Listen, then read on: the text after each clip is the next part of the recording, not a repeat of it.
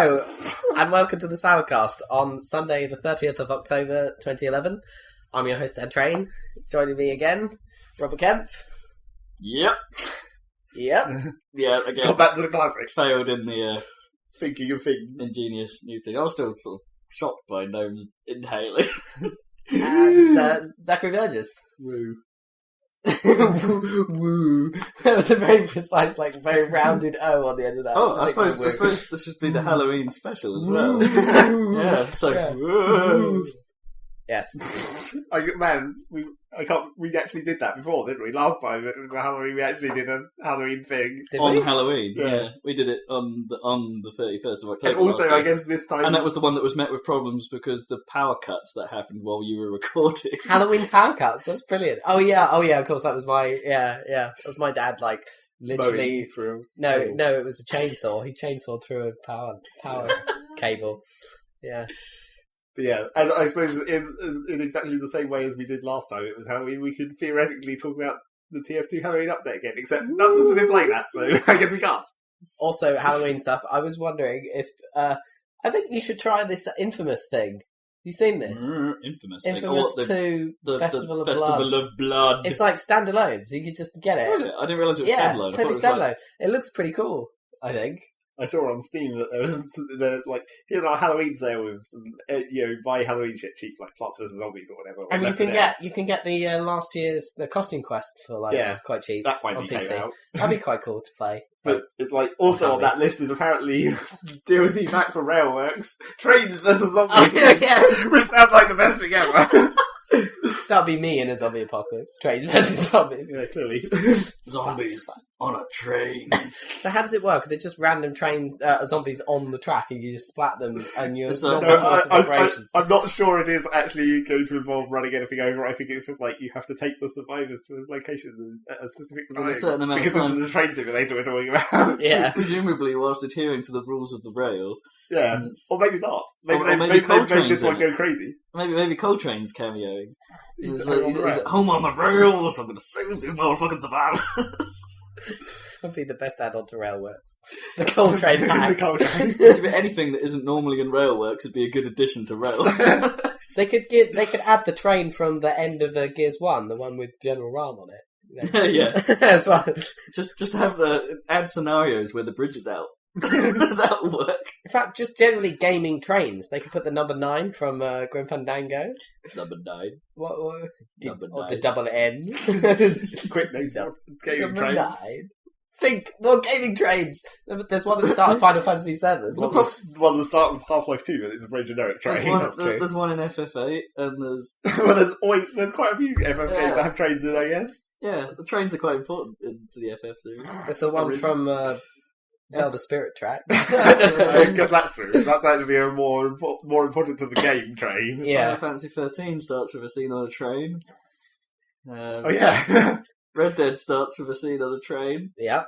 Final Fantasy 13 starts with a scene on a train, and they totally out of the blue guy just starts talking. That was a Yes. classic. So- You're gonna do it. But so you're technically on a train at the start of Battlefield 3. Yeah, but these aren't iconic gaming No, trains. they're not. They're just generic they're trains. just trains. That's the problem. Most trains in games are just No, trains. but there are some proper ones like the number 9 that are iconic in their own way. Number Like, 9. that's quite important to the plot, that particular train, Mm. isn't it? For example. I can't think of any more. Anyway, should we do the news? Choo Is there choo. any? News! Grand Theft Auto 5. That's not news. Yeah, it is. Not to us, Look it at isn't. that lovely news. that's totally unsurprising. Yeah, but there's going to be a trailer on Wednesday. Freaking woo. Yeah. Couldn't they have carried on with their sort of recent experiments into the worlds of Grand Theft other things? Like Grand Theft Horse or Grand Theft Spacecraft. Well, they already did Red Dead and LA Noire in between. Oh, no, they didn't didn't technically really make do LA LA Noire. Noire. Yeah, but still. Couldn't they do like Grand Theft Future or something in like a Fifth Element style? Yeah, like, well, that's what I'm floating cars? thinking. I think that we already discussed before Yeah, we how did. incredibly difficult that would be to I'm going to jump out of this flying car and then like hijack this other flying car on the way down or something. You'd have to have you have awesome gravity boots where you can walk through the air you'd or have to have a something. lot of awesome base jumping mechanics. I think Rockstar San Diego is clearly working on that right now, while Rockstar North is making Grand Theft Auto. Well, they've done Grand Theft Auto. Where are they going to go from there? Clearly, they have to do something cool. Grand Theft Moped. Purely based on mopeds. What, just like in Rome or something. Grand Theft Medieval. It's like Grand Theft Horse, but with carriages. The entire time. And like, posh I think people. you've gone the wrong direction in history there. Yeah, maybe. Grand Theft Rock. Grand Theft Victorian would be more like Grand Theft Unicycle. It's not a unicycle. Damn well should be. It's more like penny farming or something. Whatever the fuck those things are called. Yeah, penny farming's right. Fuck off ridiculous bikes. Yeah, if you go too far back, then the cities are so small, you might as well just run around the Mezio style rather than driving a horse. Oh, yeah, As true. it were. I suppose they could Victorian London, that'd be pretty cool. Well, they could With, take like- the sort of 50s gangster thing of LA Noire, couldn't they? And actually Make do Grand that Theft with Grand Auto. Theft Auto. Yeah, but then you've style. got things like Mafia that already tried to do that, sort of. Yeah, and that was lame. Maybe, yeah. And it's just not Grand Theft Auto anymore at that point. But then, that's okay. The Grand Theft Gangster. Yeah. But with spelled ER rather than gangsta. Well, that's what I'm worried that this new one will be. It'll be a bit too gangsta with an A. Boat, brah. It might go a bit, but it might go back to LA and just do the whole LA gang stuff again, which would be lame. Grand Theft Iraq. But maybe they could do it better this time. You could ride a goat.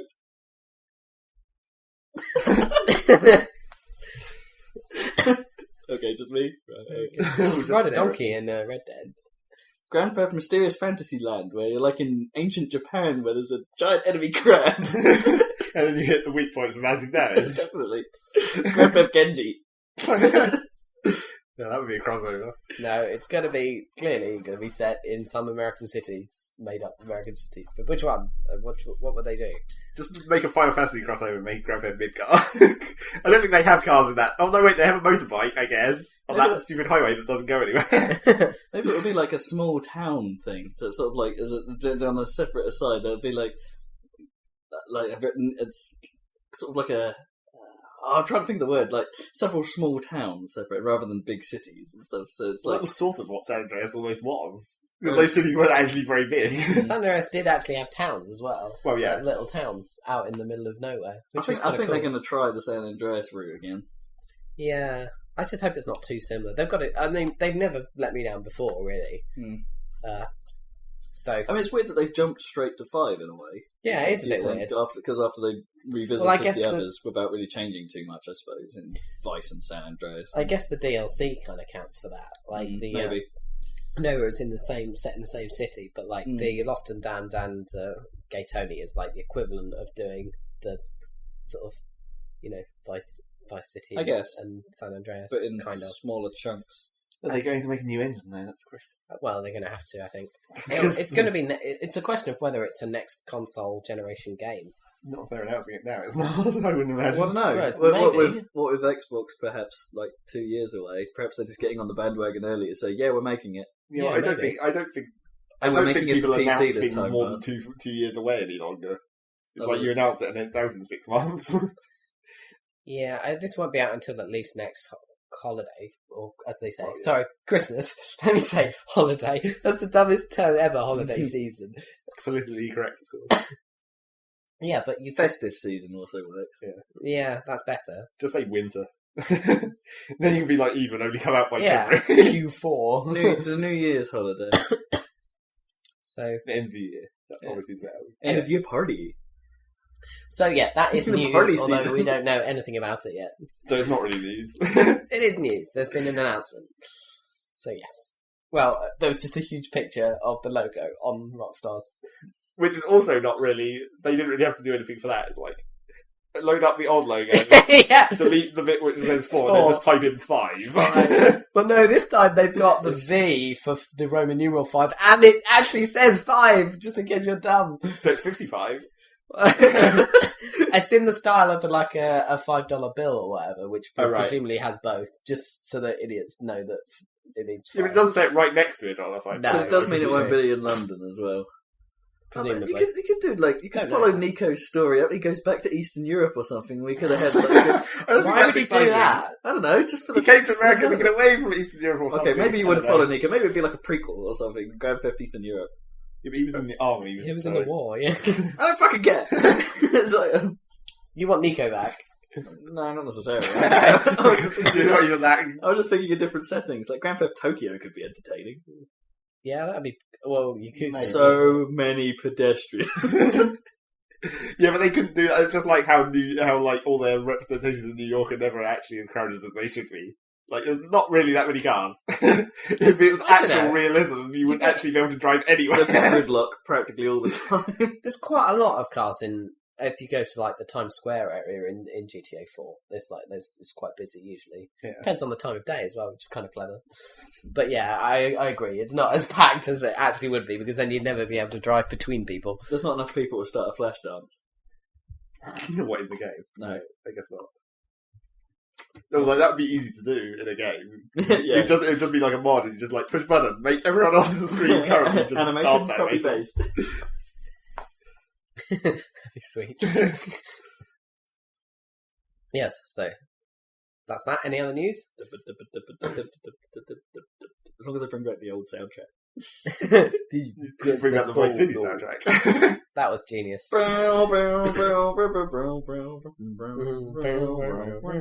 Clearly, I mean, why haven't they done that before though? Because they should just have a radio station that's like 80s. Classic rock. and it just plays all the old, even like from All the the old Grand Theft Grand Auto Theft Auto 1 and stuff. 2, all those music files ported in as well. Yeah, they did kind of they had like an 80s radio station in San Andreas, so you could like go back to sort of Vice City style music. They Yeah. didn't have all the So same it music. didn't have the right song. Yeah. Yeah, Yeah, they that'd be probably cool. might not have suited because Doesn't matter. the That's Miami soundtrack. Well, not Miami, but you know what I mean. It was kind of that sort of beach style music wasn't it, perfect. for the entire game. That's one of the best soundtracks in game history, I think.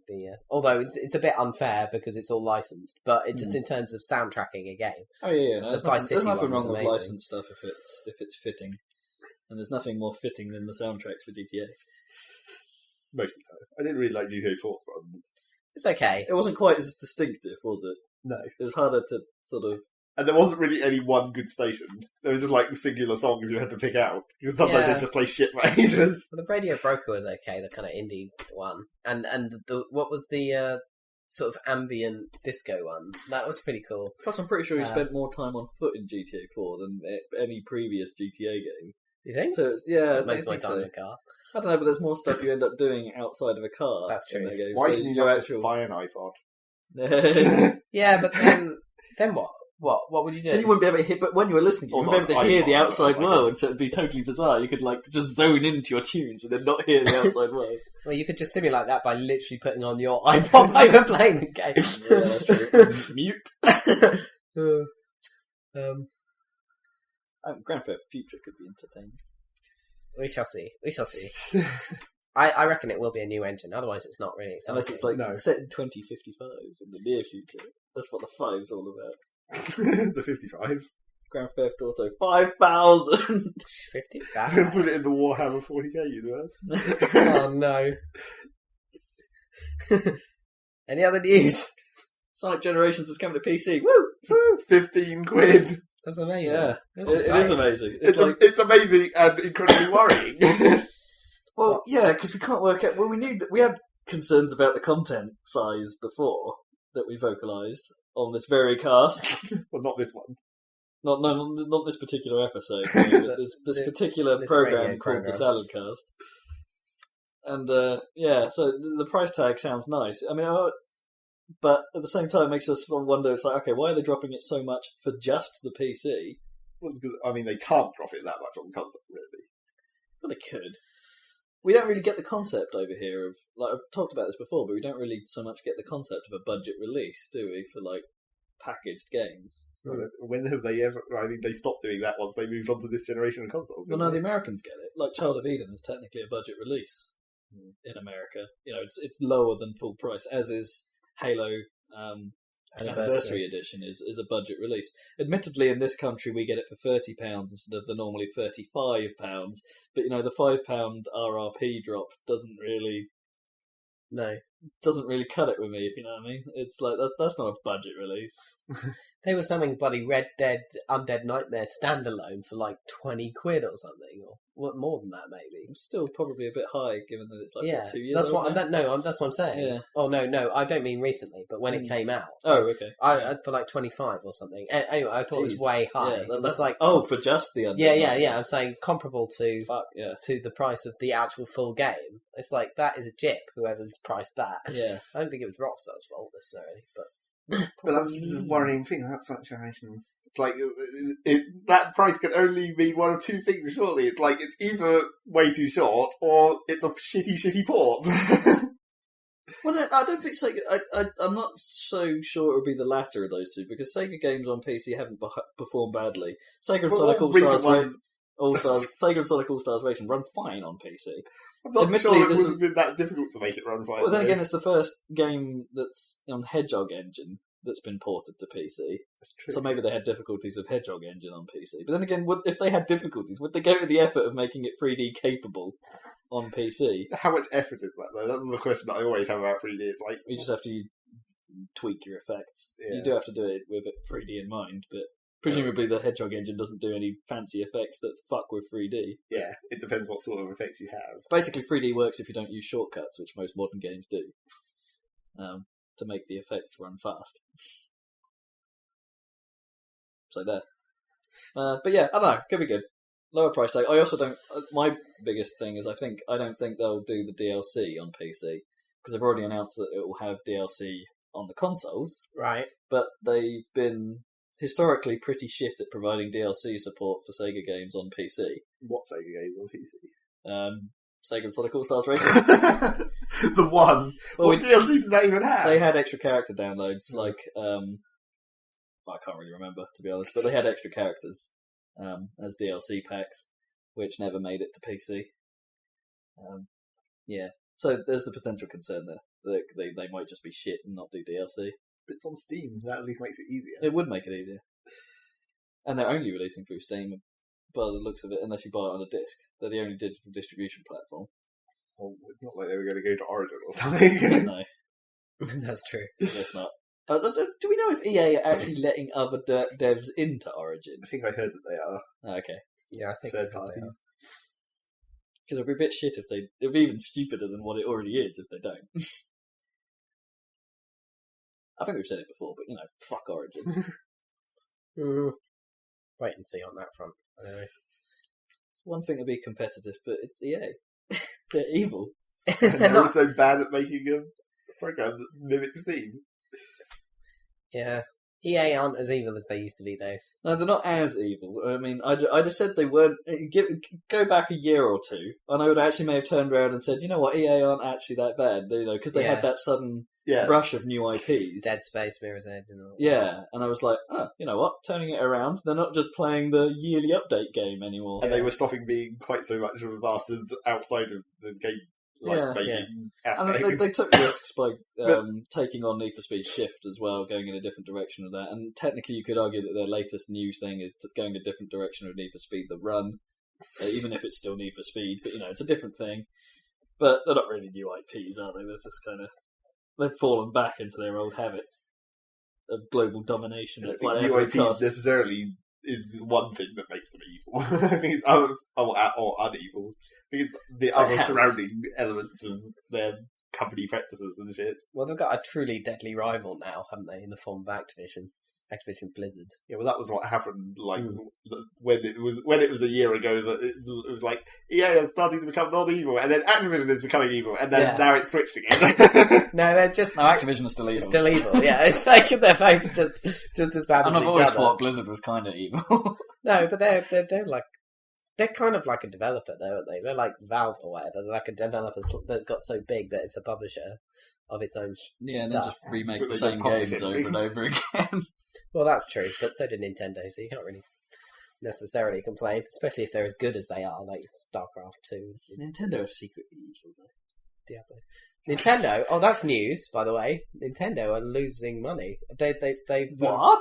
They're projected a $262 million loss this year, which is their first loss since 1981.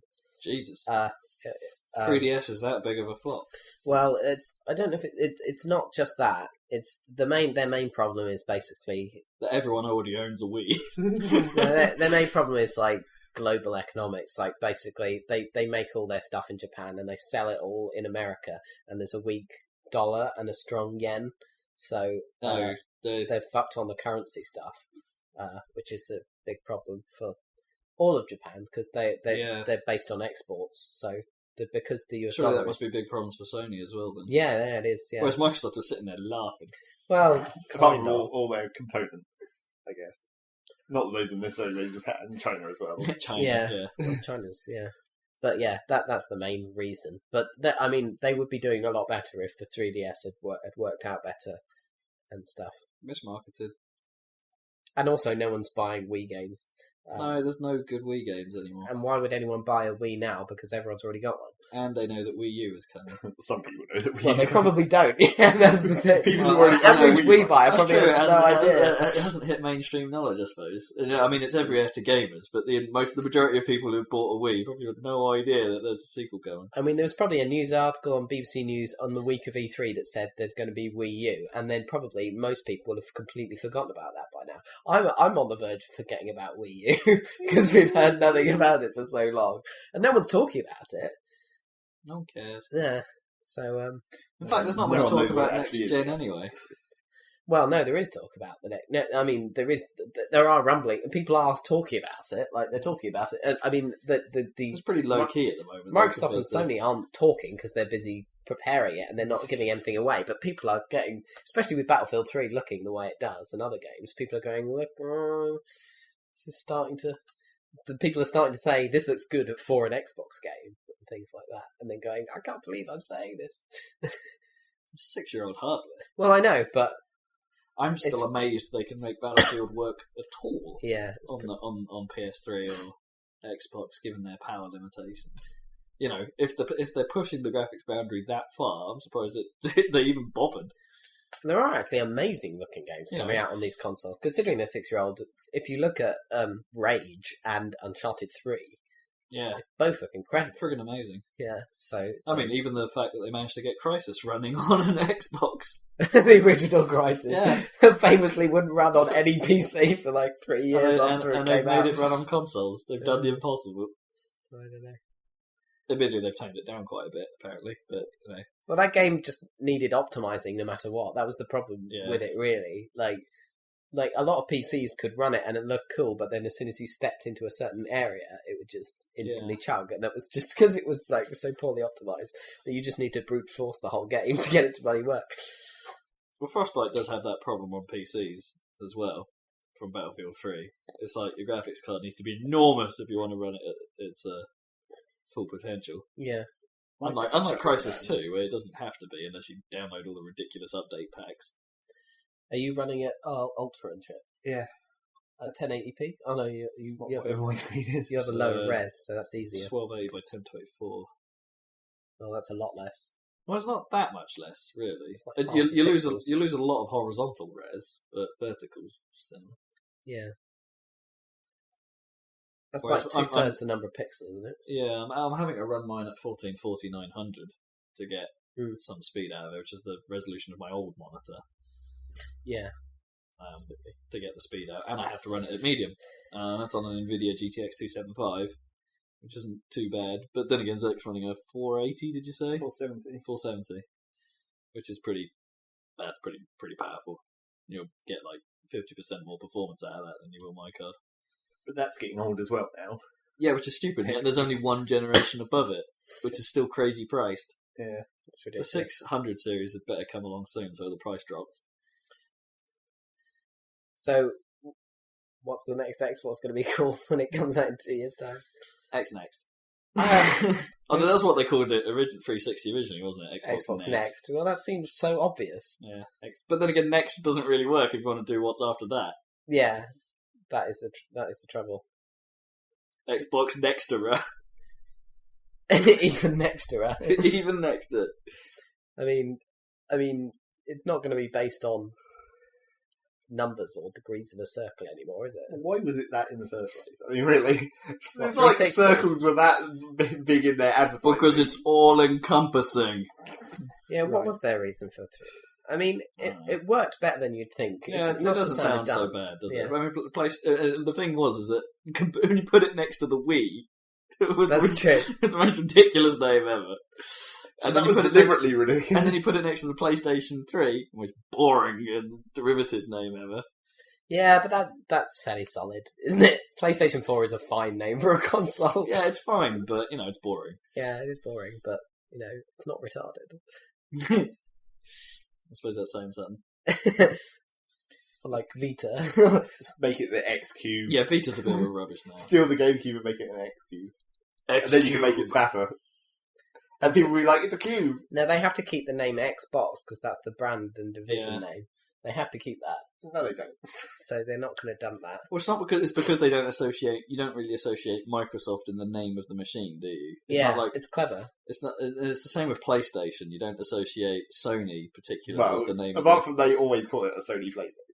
True, but they don't ever say Microsoft Xbox. It's always just They probably Xbox. do, just not as much, not as But then vigorously as Sony does. Again, with Ninty stuff, it's always Nintendo at the forefront, as opposed to the console name. I think the fact that it's Nintendo is more important than the console name. That's true. Yeah. Maybe. In terms of their branding. Yeah. So that's where you've got a triple split with Xbox, because now you've got 360 as the console name, and Xbox is the brand. company name, the Yeah. brand name, and then Microsoft is like completely played down. In like, fairness, apparently, it's wise because Yeah, Microsoft it has is a bit wise. of a weird image, yeah. image problem, Yeah. which is completely undeserved, from my opinion. But it's a bit. Some areas deserves. Probably- Vista was quite a recent disaster. Maybe. Not disaster, but public relations disaster. But it's interesting because apparently they go so far as to have people who work on the Xbox work for Xbox, not Microsoft. Yeah, That's like, apparently it's very important to keep that distinction. It's like, what? an entirely different division. Yeah. Just start adding letters to Xbox. XY box. Xbox. XYZ. Just keep adding letters every generation. Genetic box. There's an X. No, quite like perhaps some sort of different shape. What? X oblong. X receptacle. X receptacle. It's not really a shape. But, you can store stuff in it. Like awesome. X cabinet. X cabinet. X cube. Will totally work. No. Anyway, we have no idea. It's got an idle speculation. It's going to be a while. I think it will be announced this coming E3 and come out for Christmas the following year, 2013. That means we've got 2 more years of the PC outstripping the console in graphics by miles. Unless they come about and do an Apple on us and sort of go, here is the new Xbox. No. You can buy it next week. Not going to happen. That'd be friggin' amazing. It would be awesome. It's not going to happen. It's against Microsoft's policy, isn't it? Yeah. Being fairly open about what they're doing. Try to be fair. I'm not a big fan of I mean, I see how it works for Apple. Because they have crazy fans. Yeah. I don't know. You know, the whole Apple religion is a bit ridiculous. Mm. And it's like, oh my god, it's an Apple store! Fuck yeah! I can go in and buy the shit I already have! Yeah, Apple stores are quite strange. I mean, I get that you need a sort of hands-on with a lot of their technology to kind of understand. If you haven't got any friends who've I've got no problem with the store. Yeah. I've got a problem with the sort of like the hype surrounding one opening. Yeah. That's What, insane. like midnight launch or something.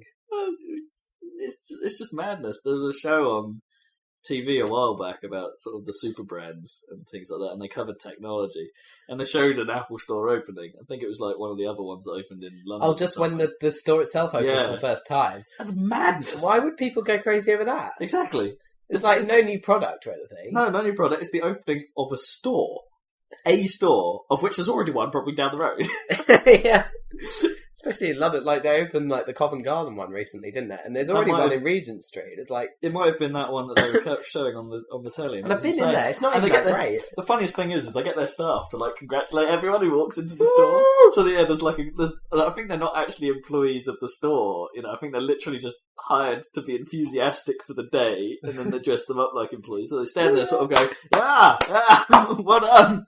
Congratulations for coming to my shop. You walked in the shop. What do I win? Nothing except my applause and a smile and maybe a whoop. Can you handle my whoop?" Apparently, people can handle their whoop. They can handle the whoop. Good for them. But are iPhones and iPads and shit really going to kill the market for Nintendo handhelds? I don't think so. No, you need buttons. They'll reduce them, but they won't. I think they make an impact on Nintendo's casual concepts, which is a problem for them. The trouble is they've expanded massively into all these casual areas which don't have any staying power, in my opinion. Like, it's all about. Did Nintendo ever have any casual shit? They've got loads of fucking brain training bullshit and like adverts. Well, DS and Wii have totally dominated that market until touchscreen interfaces have started to take over. Yeah, but those weren't really the same sort of casual. It's like they weren't shit that you could buy for £1. Nintendo never managed to make their store system actually work for that kind of product. No, they were trying to make you pay a premium for casual shit. Yeah, exactly. Which I can see where they were coming actually from. Sort of worked because of their branding image. Yeah, for a while. Yeah, but now everyone's noticed. Oh, holy crap! Angry Birds for like 60p. Yeah, exactly. Why the fuck do I need a Wii? And Nintendo haven't managed to catch up with them making their store cheaper or I think work at all. I think that's why we've talked about this before, but that's why 3DS has sort of like not gone the way it is, because their marketing is very mixed signal. It's like on one half, it's like we're going back to the hardcore. It's like we're going back to our roots. They keep saying that, and then the marketing is pitched like the same. Kids and dogs. It's exactly like the DS marketing, and they've been literally basically the same adverts. You know, the sort of weird, sort of epic, sort of white backdrops, and then the odd sort of sparse bit of text, and it's like, here's a DS. It's like, no, it's a 3DS. It's very different. Make that distinction slightly clearer. And generally when a new console comes out or something, they tend to sort of switch up the branding. That's a time for a reinvention to make it clear to the consumer that there's a difference. And Xbox did it dramatically with the 360 because it was white instead of black. Well, basically, yeah, and they changed their image completely to the sort of like nice, floaty, airy look, as opposed to the harsh, hardcore sort of brute look of the original. I like the original Xbox, but I don't have a problem with the original line. I don't have a problem with it, but they changed it dramatically, so it felt very different, and that's the right way to do it. Ninty didn't get that distinction right. The problem, a lot of people still think the 3DS is just a DS, so don't need it because they've already got a million DS lights. They can't make that. You can't really make a handheld look that different. I know. And they already used all the colours. Marketing was key. They just made them all different colours to start with. Well, exactly. Marketing was key, but they sort of just failed it, really. If they were going for the hardcore, make it more hardcore. I'm starting to think that Nintendo are going to be out of the home console business before long. It's worrying, isn't it? Possibly after the Wii U. That might be it. It is worrying. Although in fairness, then we might get more... that almost might be a good thing. Yeah, exactly. We'll get more awesome Zelda games on the PS4 and 3 and Xbox Next or whatever. We'll get freaking awesome Nintendo games. No, you know what would happen, though? Sony would buy them out. No, I don't know. They wouldn't sell. Like, they wouldn't give... I don't think they'd do that. Japanese staying in Japan, it would be one of those scenarios, I think. Yeah. Where Shigsy might end up working for PlayStation. I don't think... I saw a woman walking down the street today who looked like a spitting image of Shigsy. What the hell? Was she actually Asian? Yeah, she did. Right. She did actually look. She did actually look Japanese, but that's because she looked like Shigsy. That's bizarre. Did she have a massive grin on her face like Shigsy always does? No, she looked a bit pissed off. Alright. A bit grumpy Shigsy. Grumpy Shigsy. That just doesn't compute, really. No, it doesn't really. Oh, man. Yeah. No, I think they'll carry on making handhelds but stop making home consoles in a few years. Yeah, maybe. I mean, the Wii was spectacular, but Kinect is taking over. Yeah, and it's... on that front. Well, I think motion controls in general will have to evolve some way, and I don't think Nintendo are going to do it. Well, Kinect was the evolution. There'll be another evolution. They'll just get better and better and better. The market will stay alive, but it will be based on innovation, which PlayStation didn't. Because, well, they sort of did. They made it better. Yeah. But they didn't do anything particularly new. They just did the old stuff better with Move. And then Kinect comes back and goes, oh, you think you're smart, do you? Yeah. Have a look at this. But if the next generation of motion control shit is built into the next generation of consoles, which is a possibility, then Nintendo are going to be flailing pretty much. Kinect has a lot of improvements to go as well, as we know. Oh, other news, Kinect Sports 2 isn't very good, apparently. Yeah, so I've heard. It's getting very middling reviews, which is a real shame. Also, it's a question of, is it really, how much of it's made by Rare and how much is made by that other lot that work on it? Or whatever. That other lot. Yeah, I think it's like a split development. Game Lab or something. Yeah, something. There's like some... is it Science at Work or something? There's like some sort of like... Microsoft has this... They do Fun Labs and things like that, and they did Kinect Adventures, but they have this like company that relates themselves... They have like a...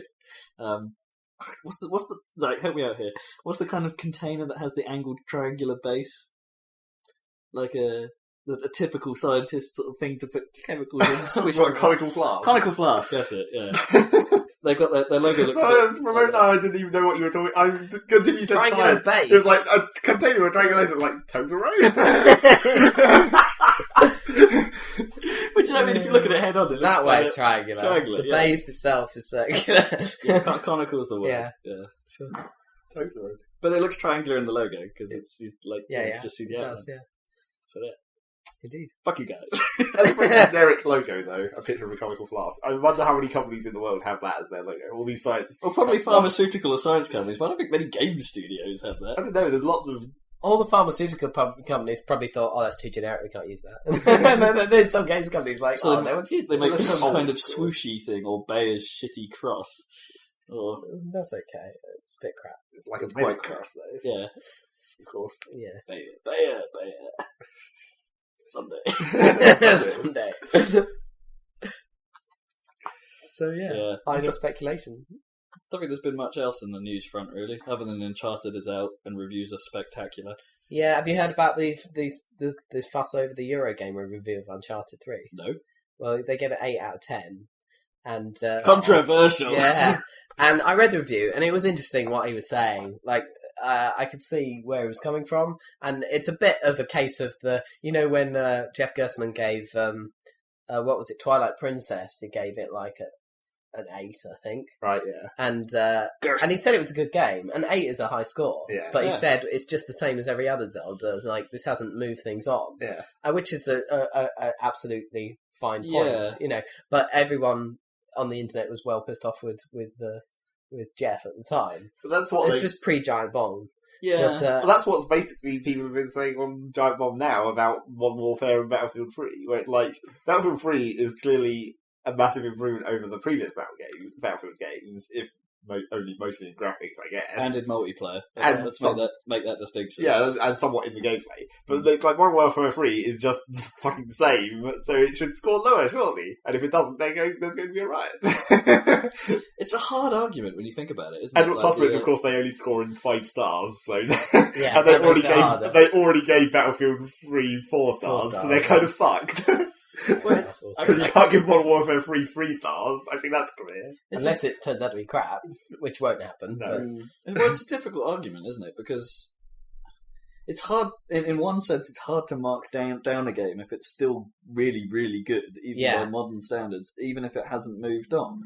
But at the same thing, it's like, it's the same with watching a film. And, films get really bad critique if it's the same as the one before. Like, Hangover 2 got a bit slated because it follows the exact same formula of the previous one and doesn't really add anything to the mix.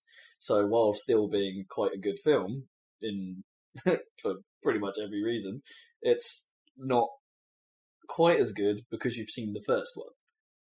Do you know what I mean? It's I definitely get that argument, but it's hard to know whether you should review it on that merit. Well, his point in the Uncharted 3 review was slightly more subtle, because it was like, he's saying basically it is Uncharted 2 2. Like, because Uncharted 2 had this fantastic mold precedent that it set, and this mold that it did. And, and this follows exactly. And it was a definite improvement over the first. Yeah. Whereas this is just, it's the same thing, but they've obviously that now they can make more spectacular set pieces, even more or whatever. It's just even more polished and even more. But his problem was that the reviewer, was that the style of game that they're creating has less and less kind of player agency. So like it's all quick time events. Well, no, it's not QuickTime events, but you're funneled towards you have to follow the script that they set.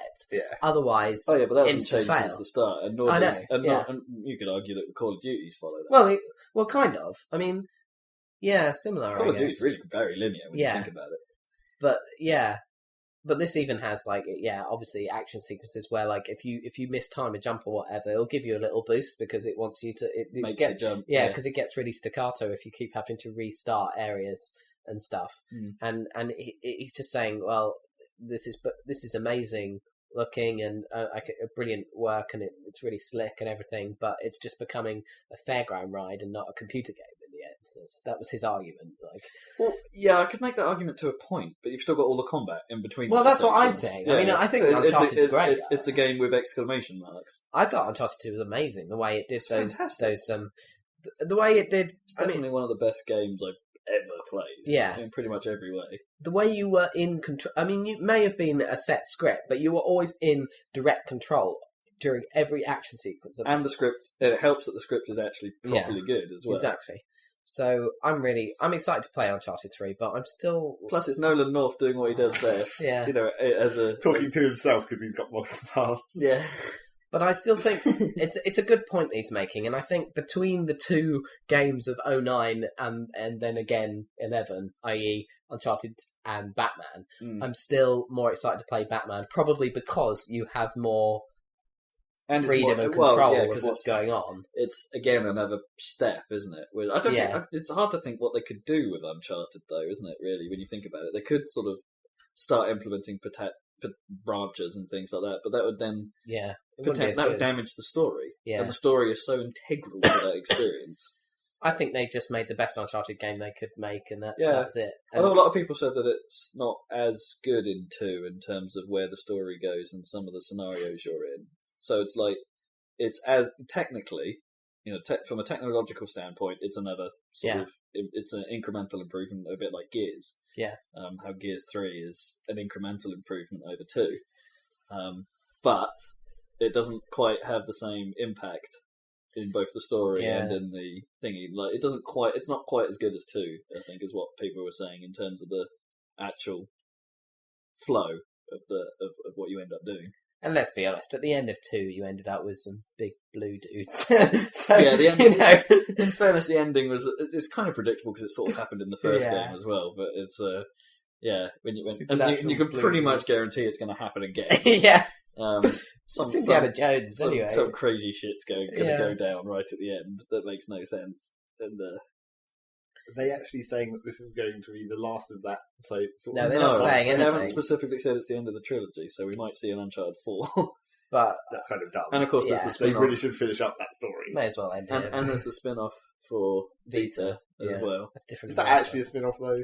It's a different game. It's a whole new game. Different developer. Well, when they just showed it at E3, did they just call it Uncharted 3, basically, didn't they? It's got a different name. It's not called 3. It's got a subtitle. Yeah. And it's not Drake's Deception. Yeah. The thing that does interest me about... Because I know... Apparently a lot... Because I watched the game trailers review, and they focused heavily on the multiplayer of Uncharted 3, basically with the excuse that's saying, if you liked Uncharted 2, this is the same, it's still brilliant. But they focused on the multiplayer purely because apparently they've done a Call of Duty on its ass, and it's got perks and boosters and all kinds of... And apparently it's amazing. I never played Uncharted 2's multiplayer, but I had people tell me that it's properly good. But I don't know, there's something about PlayStation multiplayer that I don't know, there's some weird thing in the air regarding me and PlayStation multiplayer that just means I don't ever do it. I can't explain that. Just because Xbox Live is such a good service. Yeah, I think so. But there is one cool thing that it does, and that's a full co-op campaign. With a different storyline and cutscenes and cinematics and stuff. Wow. Which is playable in split screen and with up to, weirdly, 3 players online. Sweet. And it's, that's a great idea. Okay. It's like Portal 2's like co-op campaign, but with more story. Which we haven't finished, Which we haven't finished, because you I'll need get my internet. back, yeah. Anyway, never mind. Maybe we'll start from the beginning and we'll have forgotten the Just do it puzzles. again. Yeah. Won't take too long. I've forgot the puzzle. Yeah, exactly. I haven't done the DLC yet. I No, haven't got a hold of the person I was doing it with. There's more coming as well, isn't there? Wasn't that announced fairly recently? That Yeah. There's more DLC. Oh no, wait. The next thing is going to be the level editor, isn't it? Oh yeah, That's what no, I they saw that. announced. That looks amazing. Yeah. I'm not convinced that's actually a picture of the level editor. Well, that's So what like, they're saying they were like, is- "Oh, look at the screenshot of the level editor." It's like that's like a picture of one of those videos. Like, But they it did isn't. Yeah, but I'm not convinced that it is. Really? Oh, I think There's it no will be like UI that. on there at all, There and the fact that seems there's to be just buttons little down the right. dudes. There seems to be buttons down the right. The pictures I've had have UI hovering over saying what buttons do and stuff like Yeah, but connected to that what just looks like it's drawn on there. That doesn't look like. Well, I'm not basically- convinced that that's actually a level editor at all. I think if it is like that, and If you it know, is like that, I'm not even sure how easy that would be to use because working from an isometric perspective, I'm not sure. no, maybe not. Maybe that might be an issue. But when you think of it just from a purely holy crap, keeping the brand image together and a nice turn of the whole sort of thinking with Portal, But it should make it easy. At least, trailer thing. if it- That's a much masterstroke, really, isn't it? To make that suddenly you can make these using an interface that looks like the awesome trailers we made. way cool. That if is they pull it off. that is brilliant. Doesn't seem like you'll be able. I don't know. That whole interface just looks like it's simplistic, which will probably make it easy to make levels, but maybe you won't be able to do very advanced. Like, Maybe. what if you wanted to make all those awesome moving panels and shit? How's that going to be in that interface? Can you like? Does it draw I think where we they might- go to? And I think stuff, we might or- see like an incremental advancement of this. So it will start off relatively simple, and then they might start adding in complexities to it. But when you think of it in a different way, holy crap, endless portal. Yeah, but theoretically, you could make levels for Portal 1, and people did, but I don't know how much that scene actually took off. The fact that it's built in the game will make it take off. Yeah, maybe. You know, Especially if they it's make like it so you can upload the levels. Yeah, it's like Super Meat World. Yeah. The fact that it exists in the game just makes it easy. We never did that. No, I never even finished Dark World. No, I never got around to doing I never that. actually played much of Dark World at all because it's fucking impossible. Man, I was just thinking the other day about our Game of the Year considerations. I know. I've been We're in starting to trouble. make. I'm starting to make notes for that because I'm struggling. I could track back on the website to see what games I actually played this year. We're not going That's to all I'm going to do is just Yeah. look up that wiki page of releases this year and then write down the ones I actually played. Because basically, I don't play enough games for it to actually be very difficult to choose a winner because it's like, it's the only game I played in this category. Okay, that's it then. We're going to have to Yeah. sort of think of things like best game we haven't played, perhaps. Well, there's going to be a whole raft, like Uncharted 3 and Batman and stuff. Are we going to get these things finished before Probably not Christmas? by the. You know, and We then don't need to finish. It's not like we're actually reviewers. We don't need to finish a game before we can decide whether we think it's awesome. We Yeah. just make a stupid judgment based That's on true. Yeah. gameplay. but what have we got so far? I think we should do it like fairly. Games we've actually at least games we've played. Yeah. Or yeah. it's like a lot. You can't say games we complete because we don't complete games ever. I'm getting better at that. Yeah, we're all right. So and far, you're this- pretty completionist generally. Yeah, but I play stupidly long games, which doesn't help. what are we looking at this What year so endless far games? that we've actually played? Sort of Portal 2 and Deus Ex? Assassin's Creed. No, but that's But this that's the year. last year. Yeah, no, I'm just thinking of things I've played. I played Blur this year, but that was last year. Yeah. What did I buy new? Fuck. Yeah. That's a very good Fuck. point. yeah, Well, this well, is the the- problem. I can't even remember. Was Civ 5 this year or last year? Oh, Child of Last Eden. Yeah, and Was Gears it- 3. Or was that late last year? Yeah, you've got Gears 3. you're right, Bulletstorm was this year. Space game. Marvel vs. Capcom 3 was this year. yeah. Space Game. Are you just going to say Space Game? Pretty much. Yeah. Also, Minecraft actually comes out this year, so. Oh, so you can count that. That was in the Golden Joystick Awards, wasn't it? They gave Minecraft a best downloadable game award or something, and it's like it could have had that several years running now. Yeah, It's like, probably. it's probably the only game in that category that can have it several years running. Yeah, that's true. But now it's Yeah, legitimate. Yeah, actually, looking at my Xbox wall, I haven't really got apart from the ones I just listed off, I haven't really got many new ones. We can put Battlefield 3 on the list now. See, last year we had the advantage of, I consider, the best games last year came out in the first half of the year. Yeah, Mass Effect 2 and Red Dead came out in Mass Effect 2 came out in freaking February or something. It made it a lot easier. I don't know. You wouldn't have had to play that much of Mass Effect 2 to know that it was, because it's all after a certain point in Mass Effect 2, you know that it's going to be a lot of the stuff. It's just shooting. It's cool though. Yeah, that's seeing true. different environments is the thing that makes it interesting, but you know how it plays. Yeah. I suppose you needed to know the end of the story to be able to go, oh my god, and talk about how stupid it was. Yeah, that is true. And we did talk about how stupid that was quite a bit. Exactly. But never mind, we've got a few things to go on.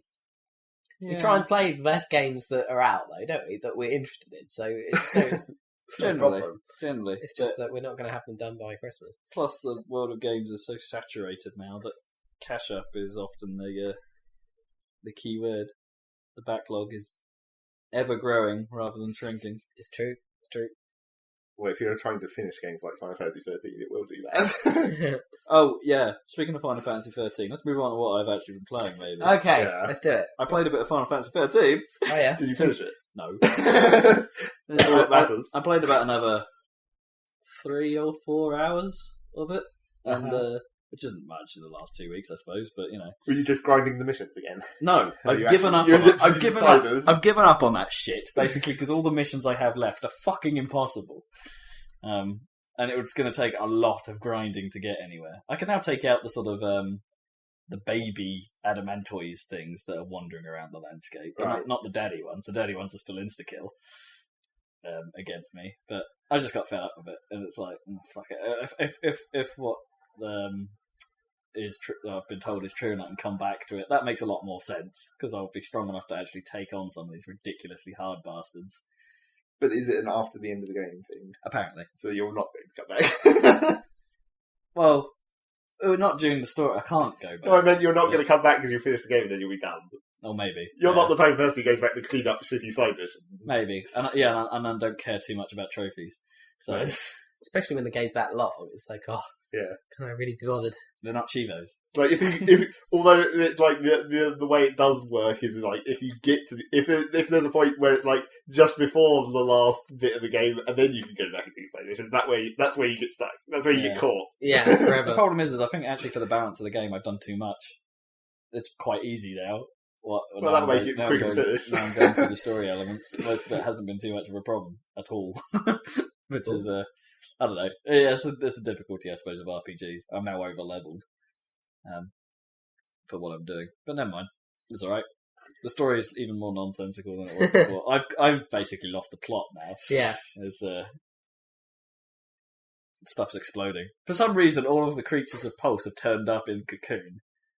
They just sort of like we turned up there, and we go like, "Hi guys." We end up sort of appearing in the middle of a race, and we sort of like stop a car from crashing or something, and Snow's like, "Yeah, I'm the hero." He's sort of putting his arm up in the air, and it's like, "Oh yeah, my LaCie brand is on my arm," and everyone looks at it and goes, "Yeah, there's a LaCie," and then I was like, "Oh yeah, probably should have hidden that." That's what he says, and then all hell breaks loose, and then all the creatures from Post suddenly appear, and sort of like through these weird transgates, they call them teleporters. Transferring. And then they're just so you're basically fighting loads of dudes from Pulse and loads of creatures from Pulse that I've just spent the last 20 odd hours facing anyway. So it's a bit weird. I don't really know why they turned up. That's the thing. You opened the way, presumably. Like you went it. We were in a spaceship.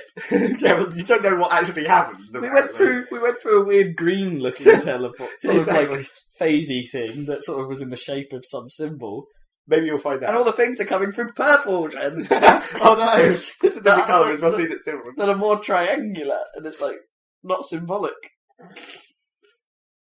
Yeah, maybe you'll find out what happened. Yeah, they've released screenshots of Hope from Final Fantasy 13 too. Yeah, who seems to be wearing a really bizarre outfit with a tie built in. It's like just attached. I think got like an amazing looking city or something. I have to admit, it does look cool. I mean, I think they got the art style quite really cool in 13 in general. I think the whole sort of setting is really nice. It's just that the story makes no fucking sense. Yep. Fucking Japanese. It's like, you're good at art, your stories suck. But, yeah, I don't know. That's all I've got to say on that, really. I might be getting closer to the end now. They keep saying it's like the final thing or something, but it's like, there's the final thing for the next 10 hours. Yeah, great. So you've been playing anything else that isn't Battlefield? Assassin's Creed 2. Oh, I've actually been playing exciting. it. Done about 10 hours of that. Oh. So I haven't got to Venice or anything like that left. No, that's quite a way. I've gone back to Tuscany for the second time. You've left Florence. That's where I'm at now. Sort of. Yeah, you leave Florence and then you go back, don't you, to do a load of stuff. Yeah. So I'm now out of that section again.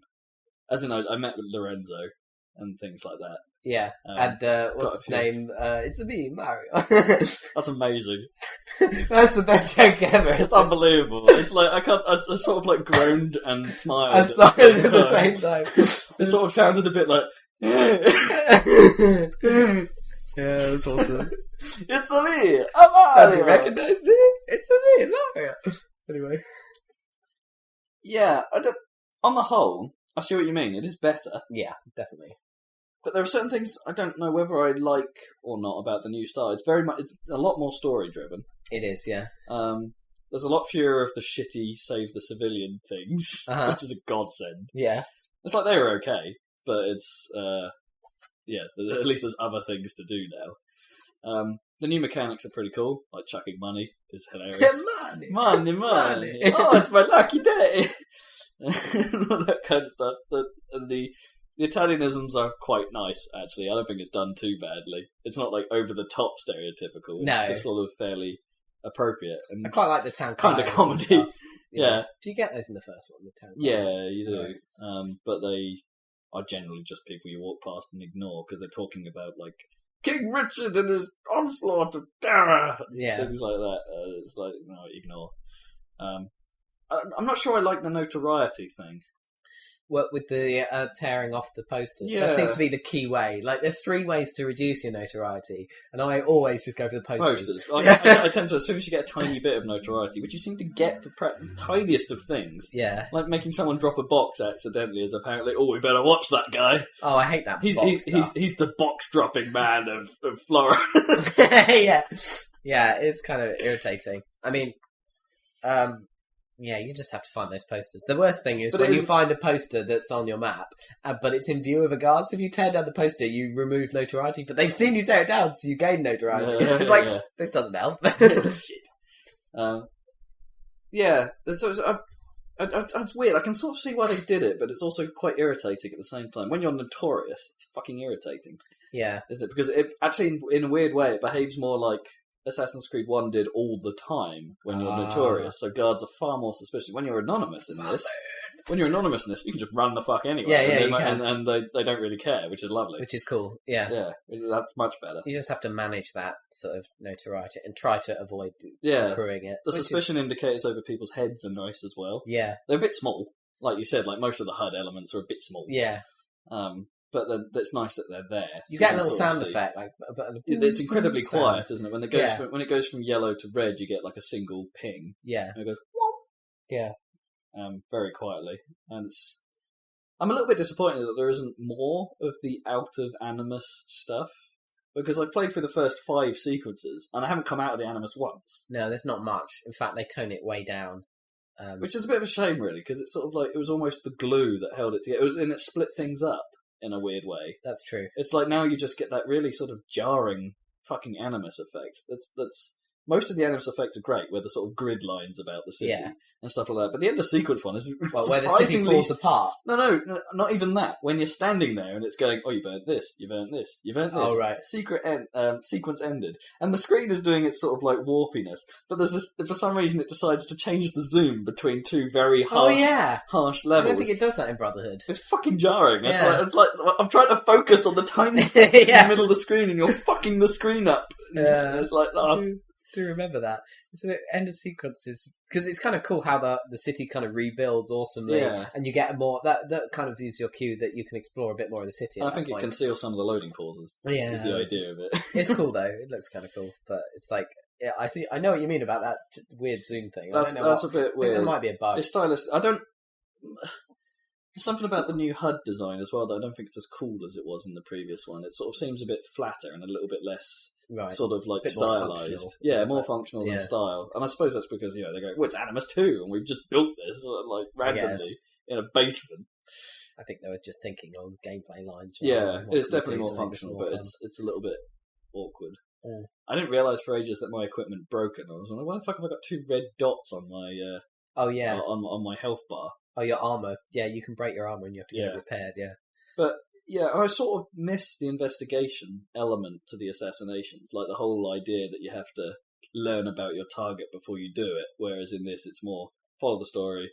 Story's told you what to do. Go follow the story marker. Go do what the story's now telling you to do now. Yeah. There's less...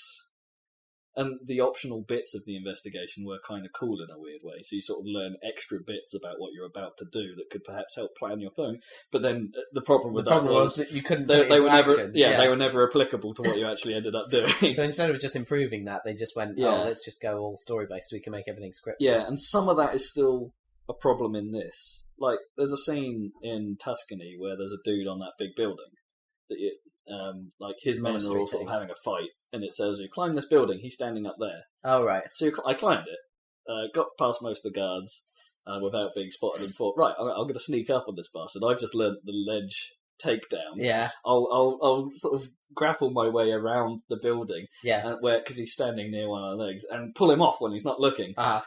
Game goes into a cutscene halfway through my thing, and I'm standing right in front of him. And it's like, oh, fuck's sake, I can't do that. And then it turns into a chase sequence that was obviously scripted, but it meant that I can't. It was a bit jarring because it's like, well, you've let me go about it in my way, and then you've like cut me out of it. Yeah, it's like perhaps you should have done that sooner. That's true. Yeah. So that was a bit awkward. Yeah, because they wanted you to do the chase. Because if you just killed him outright, then that would have been end of mission. Which leads me to the next problem. Which is exactly the same as it was in the first game, and that the free running is still a bit wishy-washy. Yeah, it's impressive. You get into it, but it quite often does the wrong thing. Leaping into space does still happen. It's like, I'm going for the ladder. I'm going for the ladder. I've grabbed the windowsill next to the ladder. Yeah. Leaping into space is a right pain in the arse. So it still does the thing where there was one jump in particular in the first crypt you sort of go into to overhear that conversation. Have you done many of those? There's a number of... I'll get to this. Yeah, the platforming sections. Yeah, there's a couple of steps that you have to go up, sort of like a bit of old ruins, and they're all in a straight line. So you line yourself up, you hold the free run buttons down, you push forward, he takes 2 steps, and then the last one takes a ridiculous diagonal. And it's like, why the fuck did you do that? Yeah. There's a lot of that. When you're on the rooftops, you learn to kind of pump the right trigger depending on whether you're about because like obviously to go fastest you'd hold it down all the time but it increases your risk of going flying off so you just kind of let it go when you think you're near a ledge and go a bit slower and then turn it back on when you think you're safe and it's like there's a lot of that management of kind of risk. It just seems to pick the wrong thing to do quite a lot, and I know it's because they've tried to make the control scheme for it easy and not Mirror's Edge, but exactly. It's still tricky to get it to do what you want. Sometimes, yeah. I mean, in general, the chase sequences are nicer than they were in Assassin's Creed 1 because it's now a viable tactic. Actually, getting into combat is generally now mostly a bad thing, which is kind of good because it's going in the direction the game is supposed to be. Yeah, exactly. You get more getting into a combat is dangerous because your health doesn't regen anymore. Yeah. You have to buy medicine and things, which is cheap, obviously. And you can just tap the... Yeah, but it doesn't regen automatically at the end of a fight. If you were doing one of those Save Citizens things and you killed everyone, you'd immediately get your health back. It would go whooshing, and you'd be fine. Which is nice in a way. More vulnerable now. But there is a problem with that too, because this comes back to the free running problems. Is those platforming sections? I've done the one in the Duomo, or Domo. Well, you're the one that's been there. Yeah, I can't remember his name. It's like Duomo, but I don't know how you pronounce it. Domo. Yeah, you don't. They're optional, those platforming sections. Yeah, they are optional, but you need to do them to get the Altair armor. You do, yeah. Which the game sort of very heavily hints at. Yeah, you should really do this. Yeah, that was shit. Really? I quite like those. I liked the idea until I got to the end of that section. Yeah. Where it was fucking irritating because there's a couple of really glitchy jumps that just don't work. Really? There's the secret area in the Duomo has a bit where you can see something in a far. And admittedly, it's only got a chest, so I could have quite easily ignored this. But I thought it might be a feather or something like that. Oh, right. I was like, well, I need that shit. So you jump down, you have to climb on a stained glass window, Yeah. and then do what is a perfectly horizontal jump from the window onto a chandelier. Yeah. If you get to the very peak of that stained glass window and jump, he does the free running bug and jumps off at a complete angle. Oh, really? Like, goes at a crazy diagonal. Yeah. You miss the chandelier, fall to the floor, and lose all but one box of health. Almost Which dead. forces you to do the entire climb again, Yeah, which that's- takes about 3 minutes. That's the trouble. When you fall off, You don't die. No. Unless you jump from a ridiculously high place. Even if you've got 1 bar of health that the game has left you with after the previous shot, if you do it again, You still don't die. you still don't die. And there's a checkpoint halfway up that climb that you can't use! Oh, I see. That is Because retarded. there's no jump to checkpoint or something option either. They started doing I don't know if they did it in 2, but they started doing in Brotherhood where once you got past a certain area of a platforming section, like a bit of wall would fall down and make a ladder so that if you did fall... Oh yeah, you that could does climb back happen, up. but the last bit of the duo just Yeah. is really lengthy. Right. And that jump doesn't work. You have to sort of gain Strange. the jump at that bit, where you have to... Don't stand at the highest point, which is naturally where you think you want to be, where it's the straightest on and the highest possible place you could jump from to get to the chandelier. No. If you tilt yourself off to one side of the stained glass mirror window, so where it tapers like a point, if you could sort of just go to the right a bit, so you're on Then the it side, worked. and then and it worked perfectly. Yeah. I spent like an hour trying to get that to work Right. until I watched a video online of someone doing that section, going, "Well, how the fuck do you do this?" It's like, And then it's like, well, you don't do it how you expect to do it. right. And it's like the camera even changes, saying this is where you're supposed to go, and you can't get it to do what you want. And it's like, sorry, That's a bit- platform fail. Yeah, they failed in that little bit of level design, because usually on those platforming sections, unlike in the city and everything, they really make it quite clear. Like, jumps are quite specific. Yeah, It's like from here to here. you can It's can not- see where you needed to go. Yeah. But it was just, I thought the implementation was just bad. There was a couple of the jumps on the route as well that were a bit awkward and occasionally just went wrong. Like, instead of hooking onto a platform, you'd sort of bump into it and it wouldn't grab and you'd sort of fall off. And it's like, well, why didn't you grab that fucker? Because I remember when I first played those temples, or whatever they're called, Hmm. I thought they were Assassin not Quest as or good, something, yeah. but still some of the best platforming, Ubisoft platforming, or any platforming that I'd played since Prince of Persia: The Sands of Time, to be honest. Which was It's better, quite similar. but yeah, it is similar. It has a It ring is- of it it. is has quite that ring similar, to it, doesn't it? But I don't, yeah. He still does. He doesn't run along walls like like the Prince, which And is you do freaking sweet. Yeah, and you do have And to you can't be, rewind when you fuck up. No. But and you do have to be quite methodical because of the free running bugs. Yeah. Which, as I was finding, as I was doing this over and over again, getting more and more frustrated, I kept trying to do the section faster and faster. Which, of course, meant the free running Yeah. would just do its own thing and go, you want to go 35 degrees to where you're pushing, don't you? Yeah, And fall to your doom. you do have to be patient, because the faster you try and do it, the more likely you're going to go flying off the wrong way.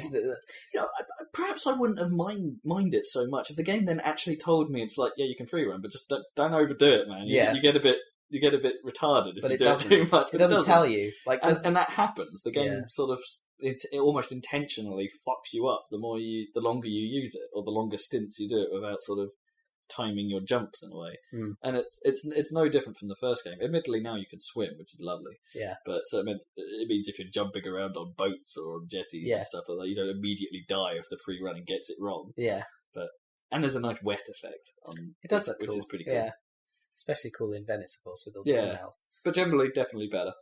I agree. It's a cool with you. game. It is better. It is cool, and I do get drawn into it. I sort of thought Yeah. for the other night, it's like, I'll just play a quick stint. I have got a couple of hours, and then I'll do something else. Yeah. Ended up spending the entire night on it. Yeah, just like Money. And Ezio's pretty cool compared to the older. He's okay. He's a bit... I find it hard to gel with his character again in the same way as I gel with Altair is hard to gel with. Mainly because it's hard to... You get a nice setup as to his motives for becoming an assassin this time, so it's a bit easier to get a grip with him. But he turns from someone who's quite anti-killing to murdering machines very Yeah. quickly. That's true. That's true. And then to becoming very indiscriminate as well. Although Yeah. that entire... And you could argue that the whole lead up to that is very long. For a game, that's whole section of you're not yet an assassin, you're not Yeah. yet an assassin. When the fuck am I going to become an assassin? Yeah, they Is excruciatingly feel like you've long. earned it, though, don't you? By the time you get there, Kinda. you got all the Leonardo stuff going on, like Da Vinci. Not as yet. You I'm met taking him? him. I've met Leonardo. You Okay. meet him quite early on. Yeah. Before you become an assassin and stuff, but it's I've been handing him codex pages, but I haven't had any of the New equipment or anything. Well, I've got like poison blades now, which Yeah. I haven't used yet. Sorry. And this is the other thing I don't get. You get a lot of weapons now. Most of them I can't really see the point of. It's like, Yeah. I'll just get my fucking sword out.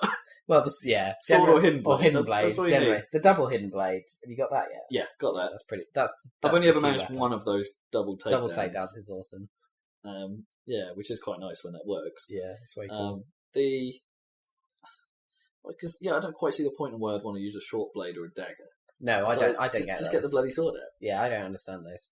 There's things later on like you literally get a gun eventually. Yeah, I saw that. And there's like a crossbow in Brotherhood, which is pretty sweet. The throwing knives, I still think are a bit odd, because when you first get them, they're instant kill against archers.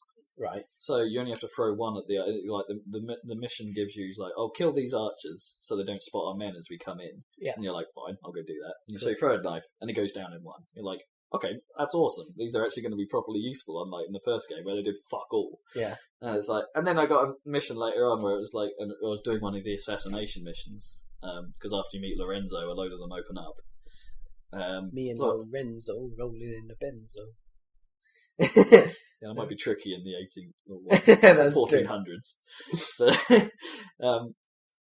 yeah, so I thought, oh, that's no problem. I'm right above this guy. I'm not quite close enough for it to let me do the air assassination. So I'll throw a throwing knife at him. That'll be instant kill. Job done. And I can get out of there before the guards know what the fuck is going on. Yeah. Yeah, didn't kill him. Didn't work. Alright. Cock. You just got annoyed. Oh, damn. It's like, oh, what's that? Oh, no. That was like a mission based. Yeah. So, this is like a daily problem for me. I've got a knife in my arm. Oh, knife in my arm. Not again. I'm going to need to get my clothes washed. Then perhaps restitched. Motherfucker. What is he doing?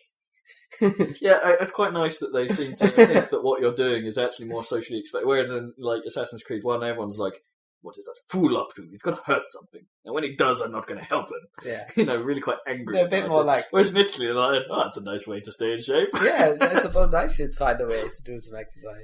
When you meet the thieves is kind of cool, because if you just jump next to them, they go, oh, what skill! Yeah. That's amazing. I quite like hiring people as well. That does make sort of doing what you need to do, because there are certain rooms that you can't get past unless you lure the guards. But yeah, to get the what are the treasures that you need? There's a way where they're being guarded, and you need codex to pages. Yeah, that's it. Yeah, that's fun. They're okay. You just get thieves, say attack those dudes, and then just wander in. Yeah, so you could do it with courtesans as well. Yeah, that's how I used to. Do it. they're quite entertaining. They're like moving mobile stealth cover. Yeah, which is way cool. Which is nice. I like that new mechanic, the group cover. That's pretty cool. It's a bit over the top, perhaps, how it's like complete stealth if you're in a group. Yeah, because it doesn't. The stealth thing doesn't almost. This is more of an aesthetic problem than an actual gameplay issue. But Ezio stands out a lot more than Altair did. Yeah, because in Arab countries, everyone's got hoods. Yeah, there's the scholars that look identical to you, other than a bit of armor. Yeah, but everyone's wearing the sort of long cloaky sort of stuff anyway.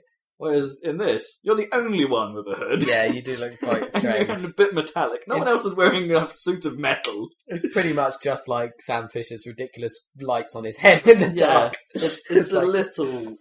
you could just say to every guard in the city, it's like, yeah, you see a dude with a hood, I don't care who it is, if he's got a hood, kill him. It's going to be our guy. And they just don't... Yeah. So there's a bit of a thing, and I haven't quite understood the point in it yet, but I'm doing the glyph things as well. Oh yeah, well which are kind of cool. Some of them, I think they started off better than what they drifted into, because most of them just end up being sort of like hot or cold games, like push the button here, please. Yeah. Some of them do try and challenge you a little bit better by searching for a certain point of the image, and it won't tell you when you're nearby. Oh, I remember this stuff. Unless you can spot them. And there's the cool ones where it's like, what's the common theme between 5 of these pictures out of 8 and stuff. And they're quite inventive. Cool. And the way they twist history is really clever. Yeah. It's like they thought about how to make this somewhat believable. Like there's a storyline about the piece of Eden, isn't it? There's controlling flow of history. There's a bit where they sort of hint on about Tsar Richard the something third, I think maybe, of Russia, and it's like, yeah, he was loved and in true power until he lost his piece of Eden and in revolution. Yeah. And it's like, oh, okay, that kind of actually did happen. Yeah. It's kind of cool. So it's a neat twisting. Although giving Gandhi one is perhaps a little bit of an oversight. Yeah. But what do you think of the ridiculous? Like every time there's a new like character, you get a bio in your thing, and it's read by that guy. Sometimes it's not. Well, not every read. time. There's a few that are read. It's like Rodrigo Barbario or something. Yeah, some of the cut of those bios are quite funny because it's like she had no impact on history. Yeah. And it's like, okay. don't care then. Yeah. Commence the murdering. What do you think of that guy? The Balboni. The guy played by Danny Wallace or whatever. Oh, he's alright. He's a bit snarky. Yeah, I think he's supposed to be a character you sort of don't like, because he carries himself like that. Yeah.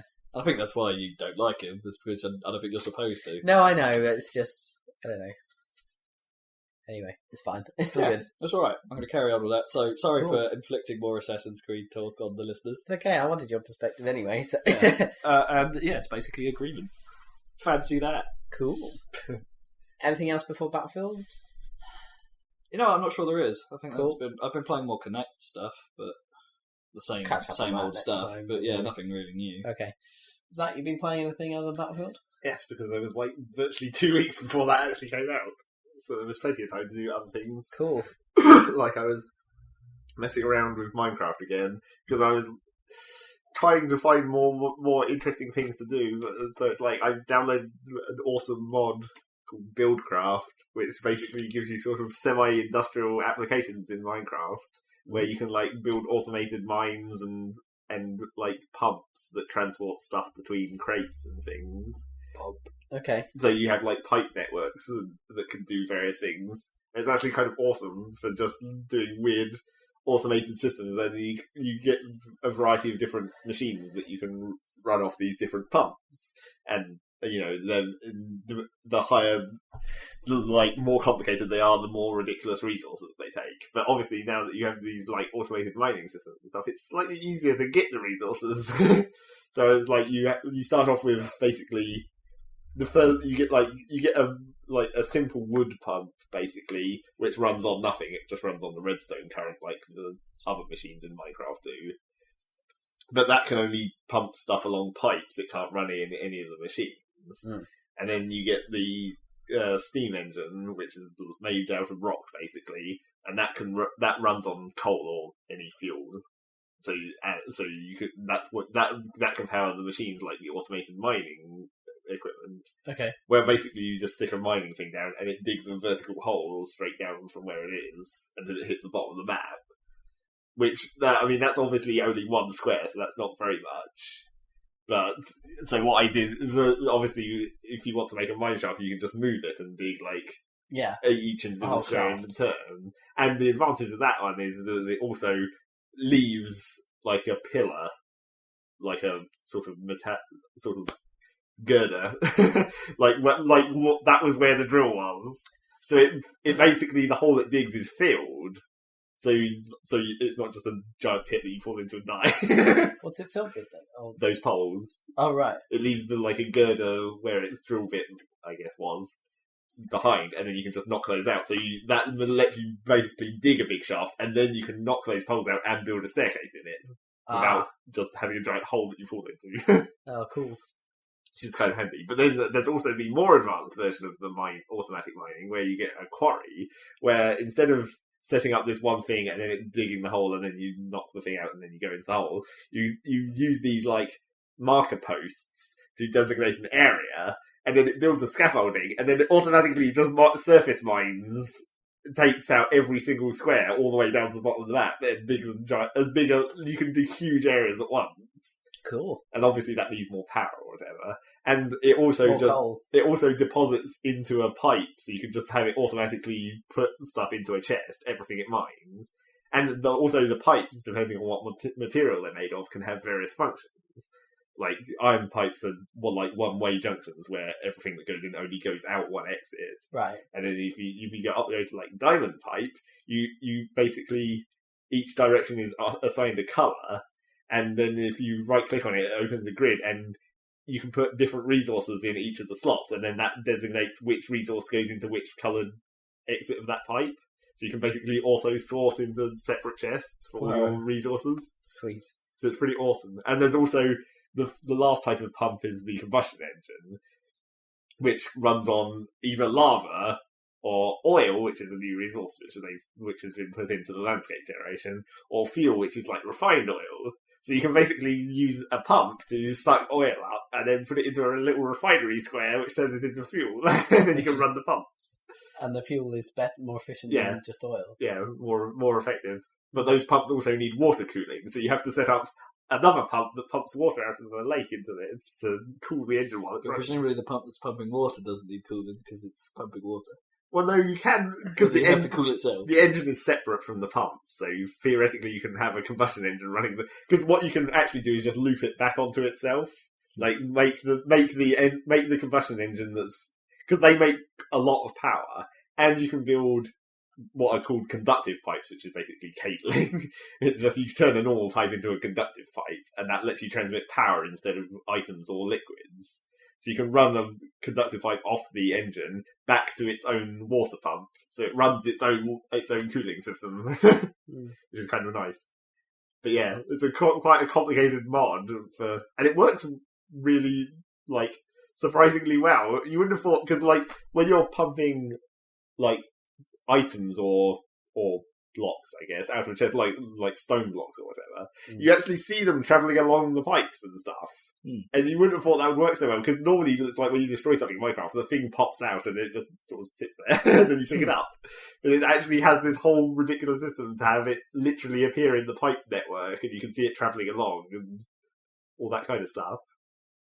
And there's other weird automated systems where you can, create a blueprint by putting up those markers again, mark out a zone, build something in that zone, and then have it record that layout of blocks, and then it creates you a little blueprint, and then you can use that to duplicate that again anywhere by marking out a new area.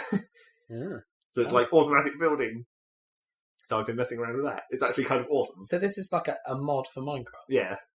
And it's free? Yeah. And you just install it into the... How popular is it then? Well, it seems to be. It seems to be quite. I mean, this is another thing that I pulled off IRC, where it's several people have been messing around with it like that. I need more interesting Minecraft shit. Why not? There's also another one that one of the guys has been talking about called Equivalent Exchange, which is basically this weird kind of alchemy mod where you can start doing even more ridiculous shit, where it's accumulate a giant, huge pile of stone, and then you can turn that into a diamond or whatever.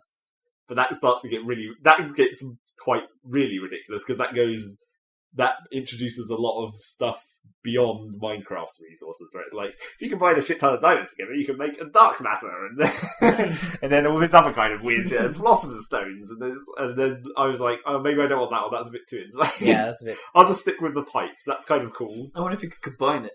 Well, apparently they are compatible. Alchemic buildcraft.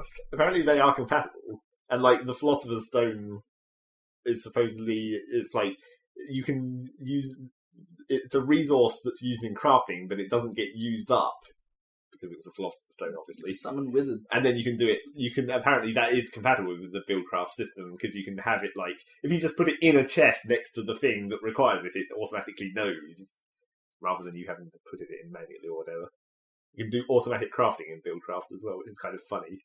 It's just here's a chest, and you just shovel your wood in it, and then a pump automatically sucks the wood out, puts it into a crafting table, automatically turns it into planks, and then pumps it into another crafting table, and automatically turns it into something else made out of wood. Beds. Yeah, just automatically make a... Although, factory. the thing about that is, it's as awesome as that is, there's not really anything that you need to make that much of, yeah. It's wow, I can make 1,000,000,000 billion picks. How useful. Planks, is it, I suppose, isn't it? Well, yeah, but that's just a one-step procedure. It's that's almost not worth bothering. Yeah. Yeah, there saves some time. I made an automatic tree farm. Bookcases, I guess, is kind of a good one. Because those are kind of tedious to make. Especially with because the automatic crafting tables, you make crafting tables. You put the resources in the crafting table as if you were going to make it, and then that's the blueprint. So it automatically knows what it's trying to make from then on. So yeah. But not many things that I can think of that you'd actually want to make huge quantities of. I made a tree farm. That's my best achievement so far, is making, because there's another type of automatic building thing where instead of using blueprints, it just uses generic shapes, where it's like, empty this area of blocks or fill this area of blocks or whatever. So you can actually do it with trees, which I found was kind of awesome, where you can use the fill this area of blocks and put a sapling in there. And because saplings can't be planted in midair, obviously, it just covers the whole floor with saplings. And then you wait a while for something to turn into trees, and then you use empty this area of blocks, and it just disassembles all the trees back into wood and more saplings. So you can basically just have those blocks get scooped up by pipes, looping back round, and automatic tree farm. You just turn it on, and then it automatically plants all the trees, and then you come back in a day or two, turn it on again, it automatically harvests all the trees. So you get wood out of it. Yeah. So it's like a managed forest. Yeah. That's crazy. It's actually pretty sweet. It saves a lot of time in terms of getting wood for trees. And because you can run that on a coal-burning engine, you can turn wood into coal. So it's like infinite coal, basically. So yeah, that was pretty sweet. Crazy. I think in this might be, I might finally get to go and see interesting shit in the Nether and stuff, because I can actually get some diamonds now with less effort, because I can just set up a giant quarry that just strip mines the entire place. So that'll probably be quite easy to get some of the higher quality resources. So what does Notch think of Buildcraft? I don't know. I haven't seen any comments from him. I mean, I'm not paying that much attention to his Twitter or whatever, so I haven't noticed him. But I mean, that kind of thing is kind of, I don't know if it's whether he have a problem with it in the setting or whatever. Yeah. Where it's like Minecraft is meant to be this weird medieval or whatever. adventure with dragons shit in future. Yeah, so I don't know. But it's presumably, if mod support remains similar, it can easily be put into the final version of Minecraft, whatever that will be. 1.9. Possibly. What's the release date? 11th of November. Okay. Well, they've got 2 weeks. Yeah, basically. Less than that. Okay. Yeah, you've been playing anything else? I'm trying to remember if there was anything else. TF2 Halloween update? No, I didn't play that. We skipped on that one. We saw it. Hasn't it been crashing a lot lately? Yeah, there was the previous patch that made it crash all the time. Yeah. The anniversary patch was a bit of a disaster. Oh yeah, I guess we did play that quite a lot. Yeah, we played the anniversary stuff, but we talked about it last time. Did we? Sure. I can't remember. They fixed that, mostly. Yeah, it was ridiculous. Yeah, it was every 5 minutes. It would just crash outright. So yeah. That's all you've been playing? Minecraft? Surely you've been playing other shit. You must be playing more than Minecraft. You would have thought so. I'm trying to remember what else there was. Torchlight. Oh yeah, that's right. I did do quite a lot more of Torchlight. Yeah, you were saying about that last time. Yeah. I continued playing that quite a bit more. My character made it to level 100, so I made that, but I'm still only at 80-something. And as I was saying to Rob, I think this is why I remember this, because I said to Rob specifically, where it was or was it you? It might have been Dan, actually. I can't remember. I was talking to one of you about it, and how I was saying, because we're so interchangeable. Well, for a change, I actually saw Dan during the week this week, so... Yeah, that's good. What? Because he gave me that lift to the doctors. Oh, yeah. Yeah. But yeah, I was saying about... the clinic. About how Torchlight is after you reach level 100, the enemies keep leveling up. And it's getting to the point where there's certain enemy attacks that just kill me outright.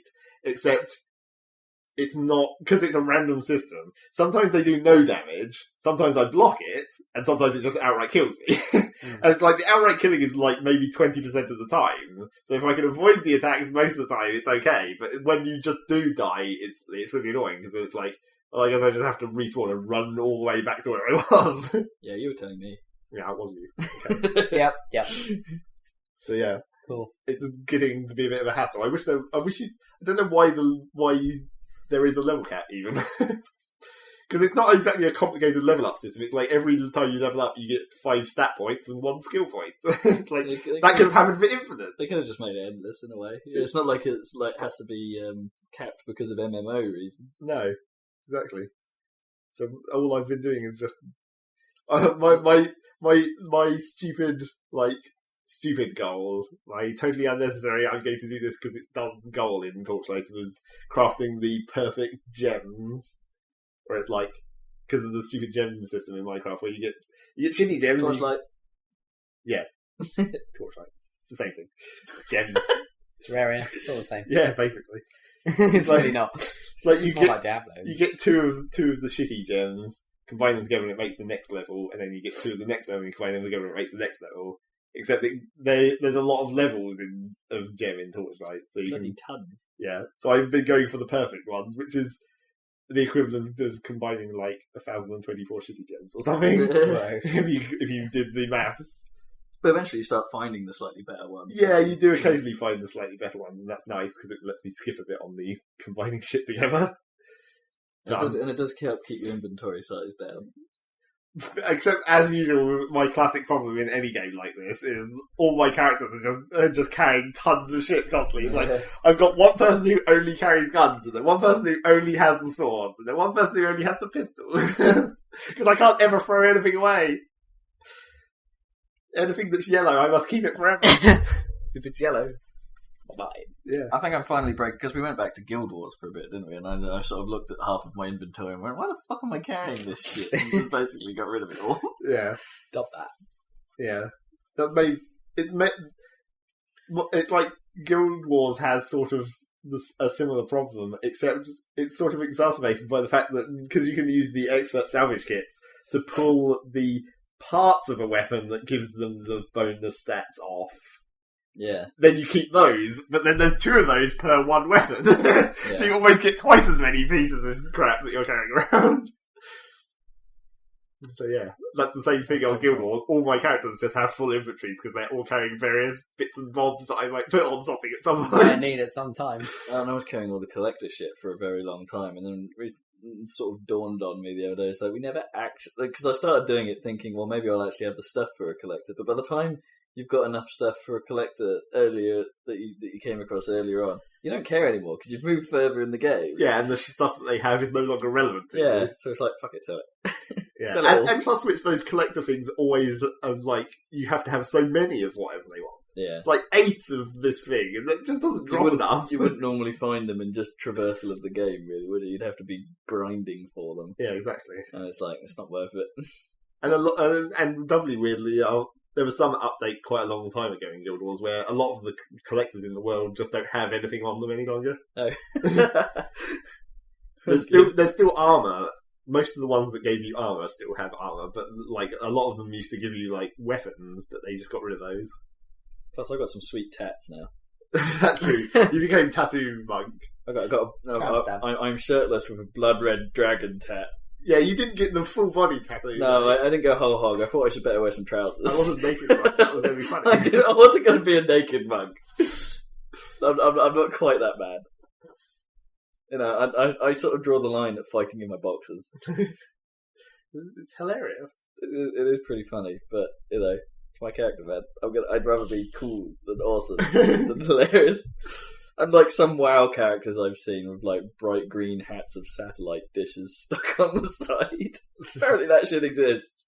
I'm sure. Speaking of which, what do you think of the new update that's coming? Pandas. Pandaria or something? I don't know, I think it looks... Ninja Pandas! It looks fine. I mean, I don't play WoW, but people shouldn't complain so much. No, I think it's alright. I think it sort of mixes things up, which is what the universe like that needs. It's kind of cool, yeah. It is Kung Fu Panda, isn't it? Yeah. A little bit. In MMO form. A little bit of mixing in a bit of Jade Empire-ness is fine by me.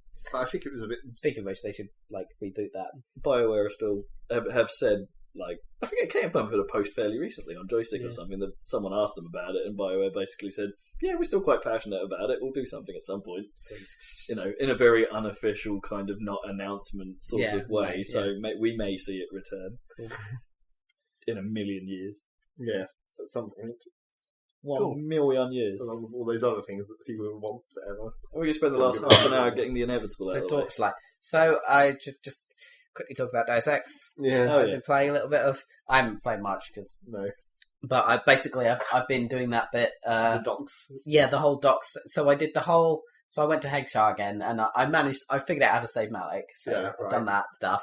What was the actual trick, or was it just a matter of just killing all the things? Well, Yeah, you're right. You do have to get the heavy rifle dudes, basically. Right. But the cool trick is that if you go up on the right hand side, you can get up on a dumpster and get up high quite quickly. Right. Yeah. And then you can kill one guy straight off, and then the two guys are next to each other, so you can do the double takedown. Okay. And then if you hop off, you're at just the right time for when the robot comes out of its box. And they just so you throw your EMP grenade, and the key thing is that when it explodes, it kills one of the heavy rifle guys who's standing right there. So then all you have to do is run over and get the other one. And I find that even though I was going lethal, like, it's actually easier to just use the taser gun because it takes them out in one hit, so you don't have to worry about trying to get them in the head while you're running around. Right. So I mostly just use the taser thing for that whole bit. And once you've got that guy, you're basically done. There's a couple of, like, snipers that you can take out, but at that point, she's fairly safe. Right, okay. Yeah, so that's basically the tactic. Run around like a madman. But yeah, I think that 2-in-1 of the robot and the heavy gunner on that side is, like, the key to it, really. To making sure she doesn't die. But yeah, but it's pointless. I did that. Anyway, and then there's a dungeon. They're sort of like dungeons, aren't they? I know. I guess. Yeah, so then there's a dungeon in the sewers, isn't there? Or whatever. With the car park. And then that followed straight on with an area... you go straight after that to the docks thing, and that whole section. And then immediately after that... you've started on the ship or whatever, and you've been in that coma or whatever. Yeah, you get in the stasis pod thing. You stasis pod, and then you end up in another dungeon, effectively. So basically, it's like 3 dungeons in a row. Well, it's because there isn't really... the two open city areas, that's basically it. And, they're not that open even. Yeah, but they've got side quests and stuff. It's nice to have a bit of a break sometimes. And I like the way the Deus Ex does that. And this has been a bit full on for a while, but I'm sure it'll be fine. But that docks area I really liked. It's getting to the stage where all the elements have come together, and there's lots of different passages underneath it, and like loads of security bots and cameras and dudes everywhere, and you're getting to the point where you've got enough augments that you can get pretty good at taking them out stealth style, or there's all kinds of different ways of doing that whole section, and it's like, yes, this is proper Deus Ex. I don't know, I found that there was so many guys in that, in particular the last dock building. Yeah. There were so many guys in there, I was just like, I can't stealth kill them, I just have to totally avoid everything. Well, I managed as soon as you take one of them out, someone's going to notice the body before you can move it. Well, that's what I thought initially. I was like, okay, I'll try tranking them from above or whatever. But then they always notice. Yeah. So I was like, well, there's got to be another way of doing it. So I went down below, and then there's a fucking camera there. Yeah. And then eventually I found a way, because I have the cloak thing, so I found a way over, and there's a security room that you wouldn't have noticed before where you can turn off that camera. Oh yeah, I went in there eventually. Yeah, eventually you find these rooms, and then it's like, oh, okay, now I can do them individually. As long as they're at this end of the thing, I can grab them, and then I can get them. And there's a robot in there as well, of course, which never helps. Is there? Yeah, it's in the middle of the room. It drops through the fucking skylight when you enter that room. Oh, I missed that. Well, maybe it didn't. I went up and saw the skylight from I don't know if there is some kind of trigger, but most of the time, it's like, I think the first time I went in there, it didn't, and then when I did it every time after that, for some reason, it just came through the ceiling. Oh, it was just like, and I never understood why that was, because I was still stealthed. There was no alarm or anything. It was like, suddenly this robot just gets dropped through the skylight. It's like, well, that's an efficient delivery system. The skylight for no apparent reason. Bizarre. I didn't see that bit at all. I think you mentioned that to me before, and I'm just like, what? What? I saw the skylight. Like, I went up and looked down. Well, because you can totally use that skylight to do an Icarus take now, where you can jump through it when 2 guys are next to each other and then stun them. Oh, can you? Oh, that's sweet. I should have thought. See, there's so many things that you. But the trouble with that is that you can do that, but then there's still like 6 other things. Yeah, right. Yeah. But you'd do that if you were in the super combat mode, I suppose. Or you could just cloak straight afterwards, I guess, and then run around and kill a couple. Which I'm more and more convinced that you can do, because because looking at the augments, like, I'm totally spec'd against doing combat. Yeah. But I mean, the armor thing is automatic, so you don't have to activate it like you used to, and it basically reduces the damage dealt to you by half for a start. And then I noticed that the rebreathing thing that lets you go through gas also increases your stealth, your sprint duration. Yeah. So you can increase your sprint duration by like 10 seconds. But considering how shitty it was to start with, that's just like getting it up to norms for anything. Yeah, but it becomes viable then. And then you've got, aim stabilization and everything. I think you could do it. I'm convinced you could do it. I'm still not convinced that you'd be able to absorb enough damage, even with the thermal upgrades. Yeah, well, you'd have to see. It would be like playing, Gears of War on hardcore or whatever, where you maybe die fairly fast. But or what's a good example? Halo's not a good example because even on hardcore you don't die that fast. But then, I guess you die pretty fast. Yeah, I guess Call of Duty. Yeah, it'd be like Call of Duty, where you die fairly quick. But yeah, I think it's still possible. But I'm enjoying playing it in stealth. I don't get how you managed to do it without the bloody cloak because I use it constantly. My only problem with that is that you have to the batteries. The battery situation where you can't do anything after the cloak. Immediately after the cloak, so you have to sort of cloak into an area and then wait to recharge. And then eat some bars. Or eat some Mars bars or something, and then run out there and stab people. But I'm enjoying it more. But like at the end of that sequence, it's all very cool, and I placed the bomb and stuff, and it was like story element or whatever, and it's like, oh, okay, that was kind of cool action sequence, and then it's like, okay, so Tracer, Tom getting on the boat. I thought when you described it that like that might be a cool like nod to the previous game, but it's like so cheesy and obvious that it's like really dumb, and then he like goes, oh right, I'm getting in this one. I'm going now. Yeah, but it's like. What? It's almost the same sort of way as like Half-Life 2, where you get in the thing in the Citadel, and it's like, why would you do that? You're just locking yourself into this thing, which is clearly going to go badly for you. Well, at least with that, there's like no other way to go. Well, like, true. It's like, oh, okay. But in the Deus Ex one, that's where that DLC comes in, and apparently it's like they open up the pod and they find you, and it's like, well, duh. Well, they would, yeah. I don't know. And how does he even know that pod is... Because does it, like, regenerate? Because he gets hurt by that explosion, right? Yeah, but I mean, he can regenerate health as much as he wants, really. Well, that's true. I don't know. It's weird, because in the screenshots I've seen of the DLC, he's, like, really bloody and fucked up. Yeah, I think that's, like, when they find him, it's like they torture him or whatever. I see. And steal all his stuff, of course. So you don't have all your equipment. Yeah, but anyway, I'm wondering whether to go in and play the DLC now at this point, but I can't really be bothered. I'm just going to play through the game, I think.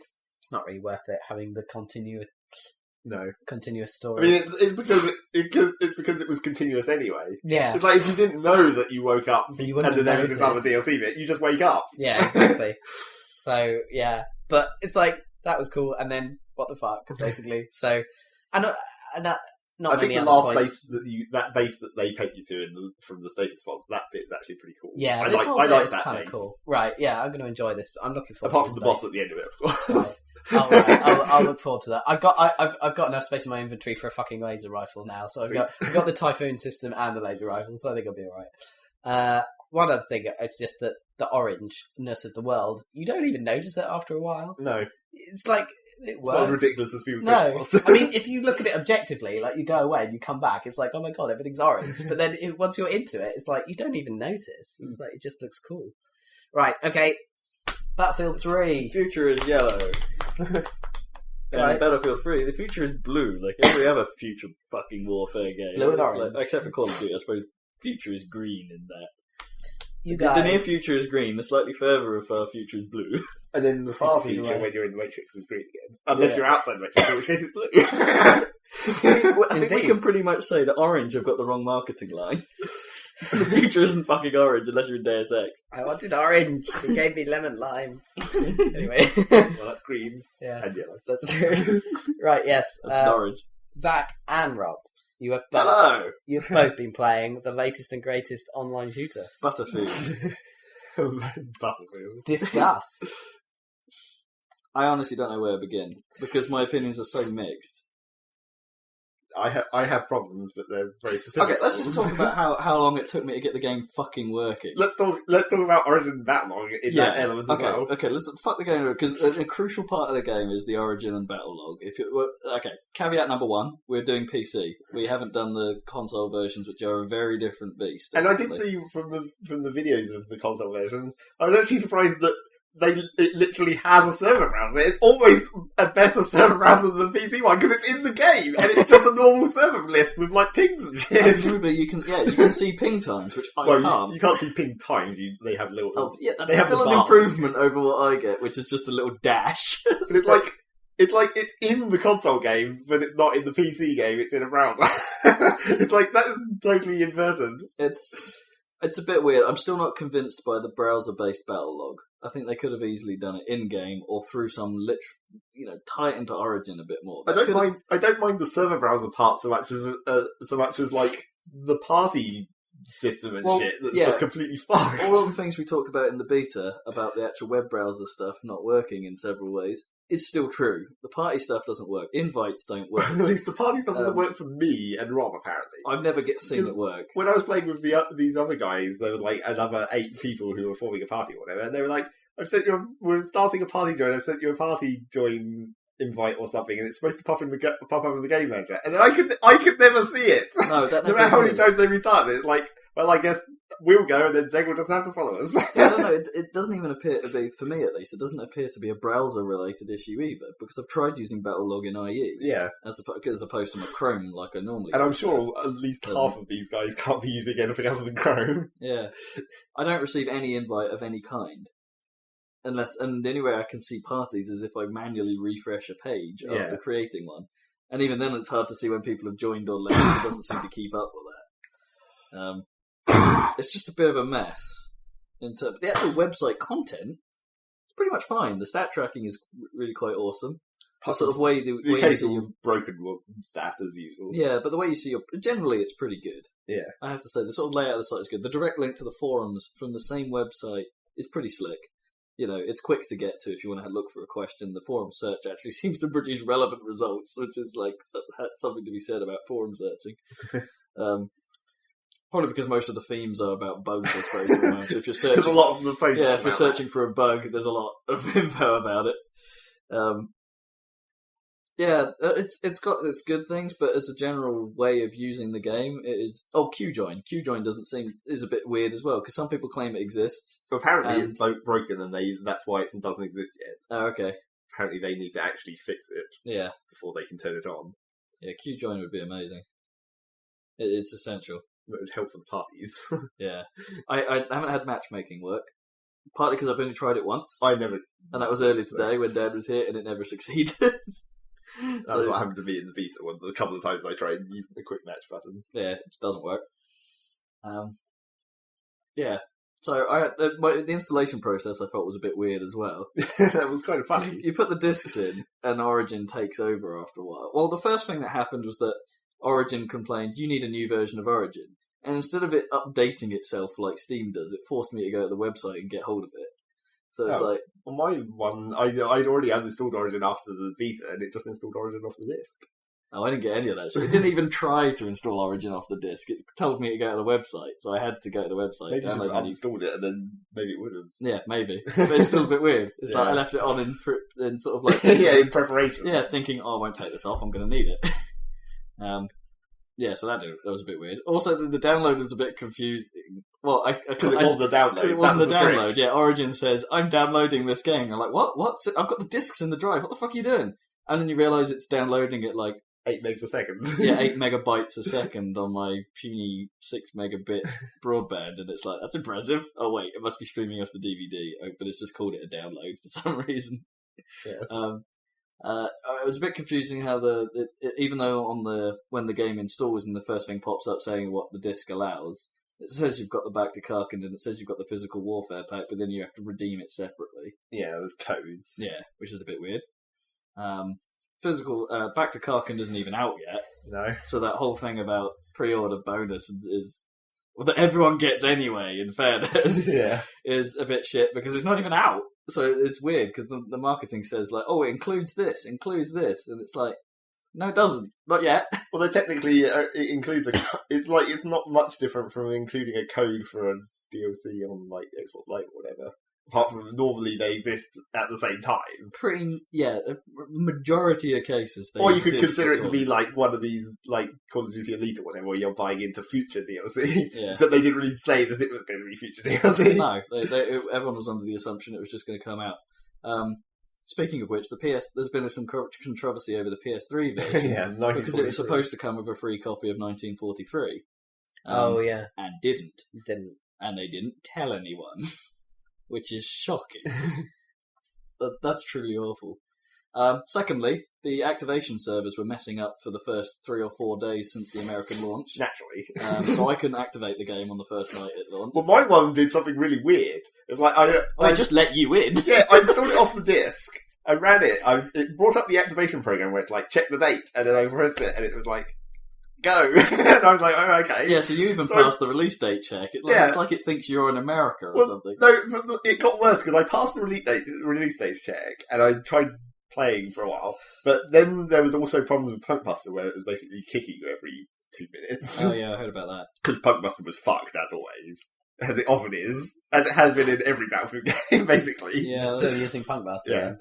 So they haven't got like a dice anti-cheat or something. No. Yeah. So it kicked you out every 2 minutes, and then there was various people suggesting various solutions to this Punkbuster problem about like manually installing Punkbuster and downloading a proper version. Making sure it's turned on in the game option. Yeah, which I thought would be something you wouldn't need to have control over. Yeah, that kind of thing. But then one of the things that someone said was like use the repair in Origin to repair the game files, because then it will realise that Punkbuster isn't installed properly. Right. So I went and clicked on that and pressed repair, and it did something. It downloaded some more files.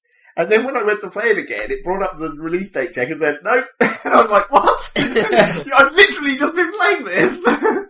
And then it realised that I wasn't meant to be playing it and started saying no again. But then I just refreshed it several times and it was like, oh well, whatever. And then just let me go again. But I was like, what the fuck is going on? Oh man, I didn't get any of that. It just said no. So off. Somehow my broken installation was just letting me play it. It was like, okay. That's quite funny. So, yeah. The other thing, during the install, I got a bit excited because after it had finished with the discs, it basically said, ready to play! Yeah. And then 2 seconds later went, downloading 0.5 GB of patch. Well, naturally. Okay. It's just the fact that we went to ready to play stage. Surely, if it was Steam, it would know there was a patch to come. Like... Well, not necessarily, because Steam does sometimes take a while to realise that the game has to update. Pretty much. Or sometimes in your system, it just gets stuck and never updates. Yeah, that happened as well. Although that's sorted itself out. But yeah, that was, I don't know, the whole sort of getting started was a bit of a mess. It came live a day after the British, all the activation services got fixed a day later for the Brits. But the British release date was a day later anyway than Europe. It was 3 days. Oh yeah, the European release was the day after us. And of course everyone was just spoofing it with proxies. Yeah.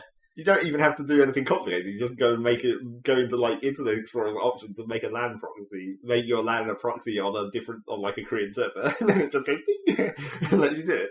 There you go. It's released in America. Of course it is. Yeah. The codes aren't tied to region then. No, apparently. So yeah, bit of a disaster in terms of launches. But let's actually talk about the game. Yeah, that'd be good. I have very, very mixed opinions on it. Simply because, let's talk about the good. Graphically, friggin' unbelievable some of the stuff that it does. But we knew this from the beta when it worked. Well, yeah. But it's like... I haven't fallen through the floor yet, so I guess that's a good sign. That's true. I haven't seen anyone fall through... I've seen someone in a beam of a building before, but... How did they manage to fix that in like a month? It's like... Well, they said they said they knew about it. Yeah, they said they knew about that before the beta. Okay. But, yeah, no, graphically, it is fucking impressive. I mean, it does make my system crumble, and I've got moderate graphics hardware, what is considered moderate graphics hardware. Tom, as I mentioned to you earlier, Tom's hardware guide has done an impressive lineup of graphics capabilities already on Battlefield 3. So if you have any worries about your system, check that out first. I'm running, for reference, I'm running a GTX 275, and it is playable, but not at the resolution I would like it to be, and at medium settings. And it runs pretty slick at that. Do you only have it at the lowest setting also because of that weird glitchy chug? Or no, I haven't even got... Oh, wait, yeah, I'd forgotten about that. That was pretty atrocious. I talked about that last podcast that I had a weird sort of... like a lot of EA games for some reason. Yeah, a flicker issue with EA games. Weirdly, I've managed to get around that in Need for Speed Hot Pursuit now. I just randomly played it the other day. And it started working. Turned it you didn't really get around it, it just worked. No, it just sort of worked. I turned up the resolution thinking, surely my system can do better than this. There's no reason for it, and just thought, fuck it, let's try it again. And it worked perfectly. Unless that was because of the Battlefield beta drivers. Yeah. No, because I had that issue long before. No, but I meent you'd installed them since you'd last played Need for Speed. Oh, that's true. Yeah, maybe the Battlefield drivers actually fixed some of the EA's other games. Yeah. Bizarrely. But the new drivers don't work with my graphics card at all, really. Like, even the new official release of the NVIDIA drivers caused that weird flickering glitch. When I actually rolled back to drivers, the last actual driver release, before the Battlefield 3 beta drivers came out, so before NVIDIA had done anything to tweak their drivers for a Battlefield, right, yeah, it works so much better. I mean, that twitch is gone, except you can still see it in the HUD. When you turn, the HUD sort of shakes like a mad fucker. It's all jiggly. And it's weird. If you watch the Game Trailers review, they have that problem as well. You can see the HUD twitch like a mad fucker. I'm not sure whether that's because sometimes the HUD jiggling is intentional. Oh yeah, no, definitely. There's a certain amount of. It's supposed to have a certain amount of sway. I saw there was one movements. There was one case particularly that I noticed in the beta, which maybe I don't know whether that was just a beta-y thing that maybe they needed to change. But when I was using one of the big heavy support guns, one of the box clips, when I auto-fired it for nearly whole clip, the HUD was literally nearly jiggling into the middle of the screen. It was like virtually half the distance of the screen. Bits of the HUD were moving up and down. That's kind of cool, but kind of mental. It's like, I think maybe that may be a bit too strong a jingle. I also have to commend, because I bring this up every now and then, but I love good sound design in games. And Battlefield's sound design is incredible. I can't get it to work in surround. Really? Which is just fucked. It's like, this game has awesome sounds, but it's only in stereo. What the shit? You know, I can't really notice on my rig. Well, no, but it's. But I can't see an option to turn it into surround. It has enhanced stereo. It has hi-fi as its options, doesn't it? Like the speaker setup has like hi-fi. It has like war radio. War Tapes was from Bad Company though. That's basically just makes everything more dramatic sounding. Really? Supposedly, that's what it did in Bad Company. Apparently, it was awesome in Bad Company. Might have to try it. But yeah, that's not. I thought it meant it sounded like Ye Olde war tapes, like black and white films. like fuzzy. with like silent movie stuff. It'd be great if the screen then sort of blacks out and goes, "Ang." Yeah, that would be quite funny. What, giant full screen caption. Yeah. Boom. Gunshot. But yeah, it's just like not hideous choking sounds. Yeah. It's just like, it doesn't seem to have options for speakers. I mean, those options are just sort of audio effect options, really, aren't they? It's sort of like the creative stuff where it's a cinema sound. It's sort of like a different. It tries to adjust the ambient and the EQ to suit your speaker system, which is nice that they added and it deserves it because, as I say, the sound is amazing. Yeah, it's properly realistic and. You know, it does the thing that I have a bigger problem with that a lot of games do, where the sound seems to drop off very quickly with distance. Like, someone over the other side of the room can sound quite quiet in a lot of video games, and it's like, why is that? I can sit at the other side of my living room and still hear the guy on the telly, you know, without it being dirt quiet. Yeah. Not dirt quiet. That's dirt quiet. Dirt. I guess dirt is pretty quiet. Stationary dirt is quite quiet. That's a new phrase. It's a thing. It's dirt. Quiet as dirt. But yeah, when that you can hear bullet shots from most of the way across the map. You can, but I still think the drop off is still quite close when it changes to the further away sounding sound effect. Yeah, you're probably right. And it's sharp change as well. It doesn't seem to have a gradual what you mean? fade. Yeah, I suppose because they probably had to record two different sound effects because the sound they probably just use a fixed echoey gunshot for certain distances. Yeah. Which is fine because it must be a really difficult thing to emulate that sound. Yeah, you don't really notice it unless you're not really doing any fighting. If you're just running from the rear to the front, you sort of notice when suddenly all the sounds change. There is a single glitch with the sound I noticed. The only glitch with the sound I've noticed, in fact, is that if you've been swimming through water or running fast through water, and you get out on the shore and you continue to run, the sloshing sound stays with you until you stop. So you get out onto the land and you're running along, go slosh, slosh, slosh. I guess you're wet. Awesome. But then you stop and you go, and then you move again, and it's nice and quiet. It's drained off while but you're standing. It's funny. At first, I thought it's just because I'm near the beach, and then I walked inland, and it's like I'm quite a long way from the beach now. Weird. Yeah. So that's probably good. And what can we say about the gameplay? It is. In design and in execution, it is actually properly genius in terms of how you actually... The gameplay... I mean, it's Battlefield, Don't get me wrong, if you've played any of the previous games, you know exactly what to expect here.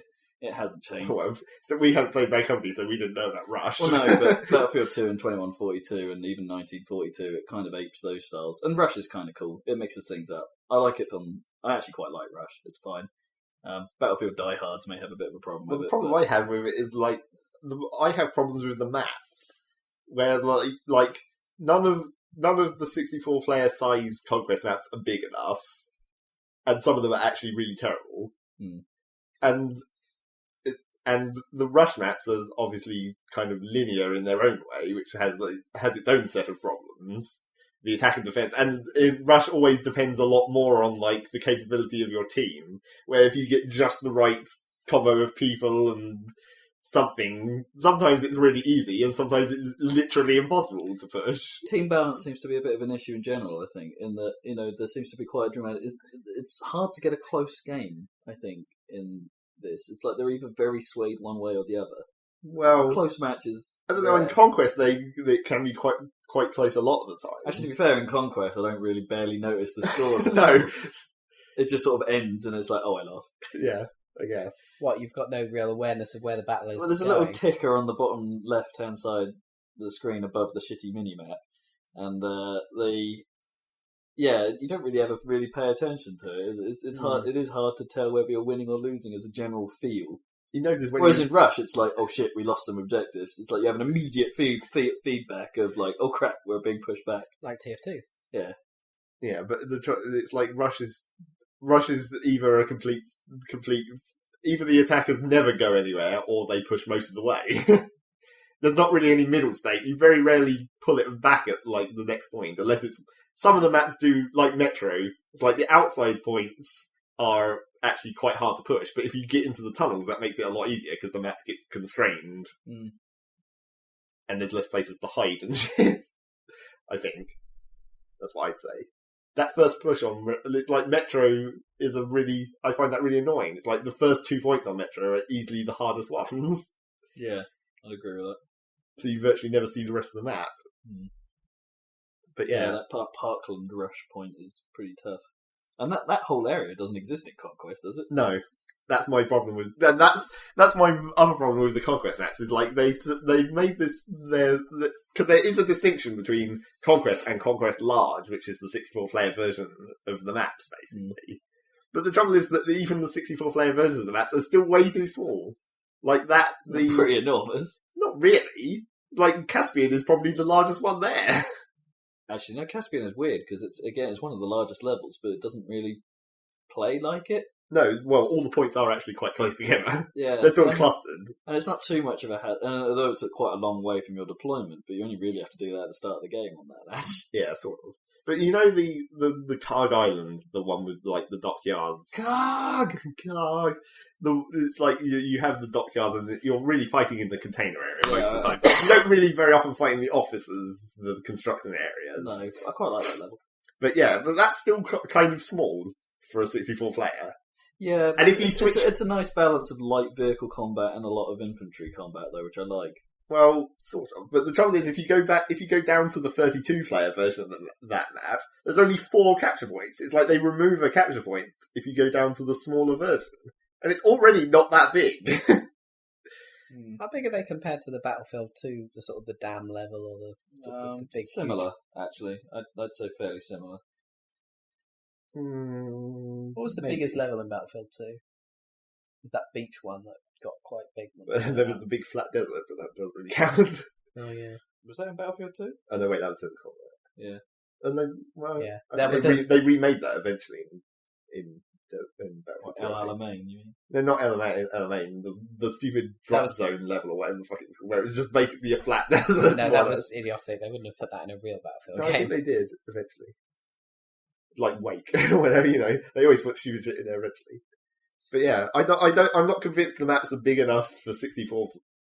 Well, no, I don't think they're big enough even for small. I don't think even 32 people on the 64-player maps would. I just don't think they're big enough. God damn it! I think they're big enough. I don't worry about the size. In a lot of the games, I still think they're a bit too big and a bit too sparse. but in this sort of classic Battlefield fashion. I think they're too dense. I think my problem with it is that when you do get on the larger maps and when you do play with the larger number of players, the number of blind kills that seem to happen against me, but never bloody when I've got the fucking gun and I see someone, is you can get shot from any angle. The cover isn't. I was trying to explain this to Dan earlier, how the cover, because it doesn't follow the sort of like rules of like Gears of War and things like that, where there's like chest high walls or full high walls. There's shit everywhere, little bits of land or little weird bits of cover. It's hard to tell when you're in cover or not because anyone can shoot you from anywhere, and it's immensely frustrating a lot of the time when that happens, because you can spend quite a long time just walking about, getting shot from somewhere you don't know. Go again, go a completely different route, get shot by someone else from somewhere you can't see. Because something like Counter-Strike has a more defined level geometry, so you know when you're in cover more. Yeah, exactly. You can sort of know when you're hidden from things. And as it's beginning to turn out, it's hard to... The game either masks lag incredibly well, or... Because I have serious problems with how the bullet system works. It's like sometimes it works fantastically, and it's like, this fails fine. If I get the drop on someone, I'll fire some bullets and I'll win. The majority of the time, though, and it's got to be lag, I can't really think of any other reason, lag, yeah. Is that I'll get the drop on someone, I'll start shooting them, the hits will start registering on my screen, and it'll go tuck, tuck, tuck, tuck, tuck. And it's like, okay, I've got a support gun, it's a big fuck-off machine gun, I've hit you 5 times, you've turned around and one-shotted me. Yeah. It's like, you can't... Yes, headshots are lethal.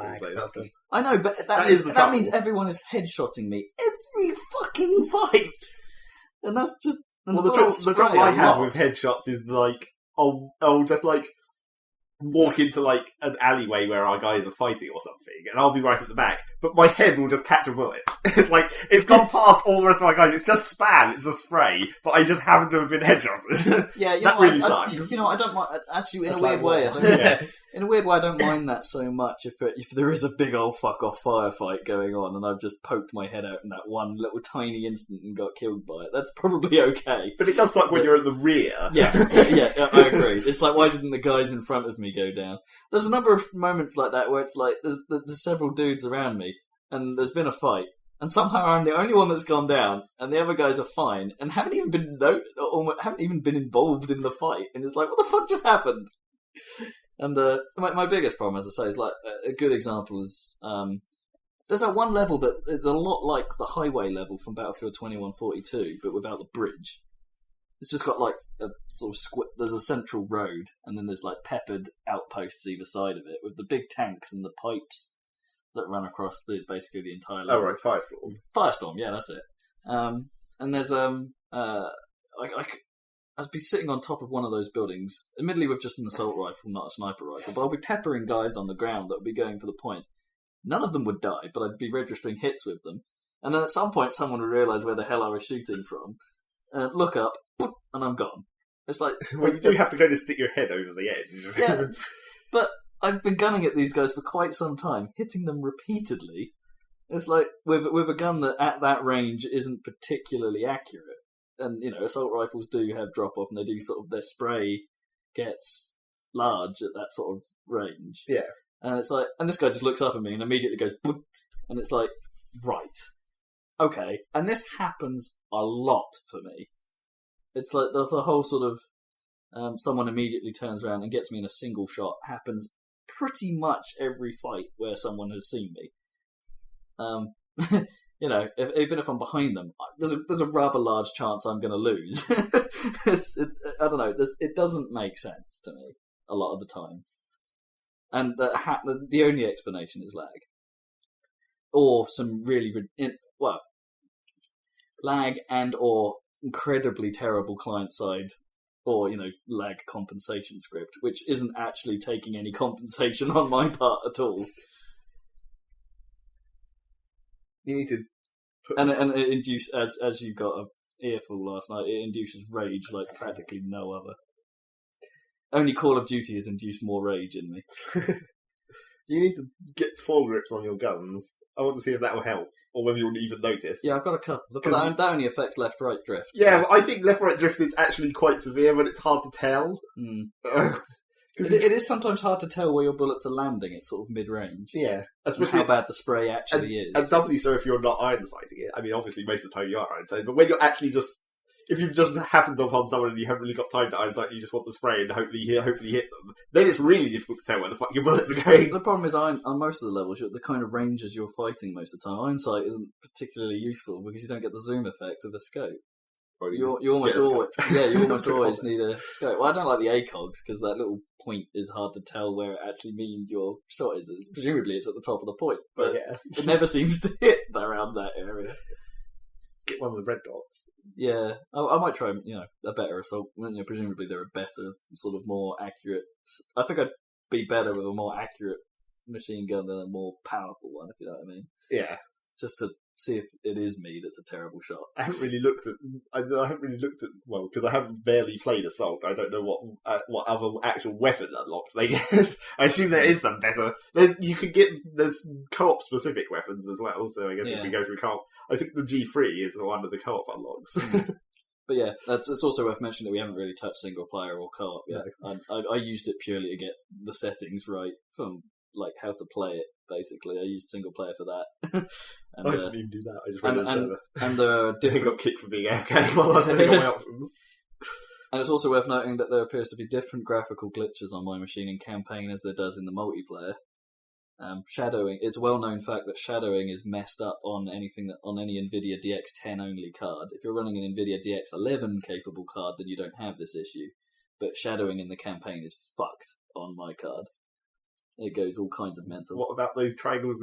Is that not shadowing the triangles thing in the multiplayer? It's not. I don't get it really in the multiplayer. Yeah, no, that's different. That's a different thing. I get sort of random positional triangles that seem to spread out from my face. Well, they do look and like then sort shadows. Of move around. Yes. Yeah, they're a bit weird. They're like messed up geometry that seems to be attached to the end of my gun in a sort of. In a way, it's a fixed position in front of me that they come from, and then seem to point at things in the level, and then are affected by lighting and everything, which is kind of odd. There's also full screen flashes, which I think you get as well. Yeah. Although for some reason on my one they stopped being yellow and started being green. I don't know what caused that. On my machine it depends on the level. All right. On certain levels they're green. On Metro, for instance, it's yellow. On the dam, is it? Oh, the one with the tunnel. Oh, the peak, the mine. Yeah, that level. They're green on that. So yeah, there's still a lot of glitches to iron out. But the thing to remember is, and it's hard, and we talked about this earlier, it's hard to give it a review score at this point because the game is such a mess. But I think you can see that there's gold underneath. Whether or not it succeeds or not is how well DICE can pull it out and fix all the fucking issues. Well, I still think they need to do something about the maps. Mainly They're because not great. It's like there's 9 Conquest maps. Well, there's 9 maps and they play in each of the different modes. But out of the 9 Conquest maps, there's at least 2 which are not actually really maps. It's just like a straight line and everyone just fights in the middle. I don't mind those really. I hate those. It just becomes such a...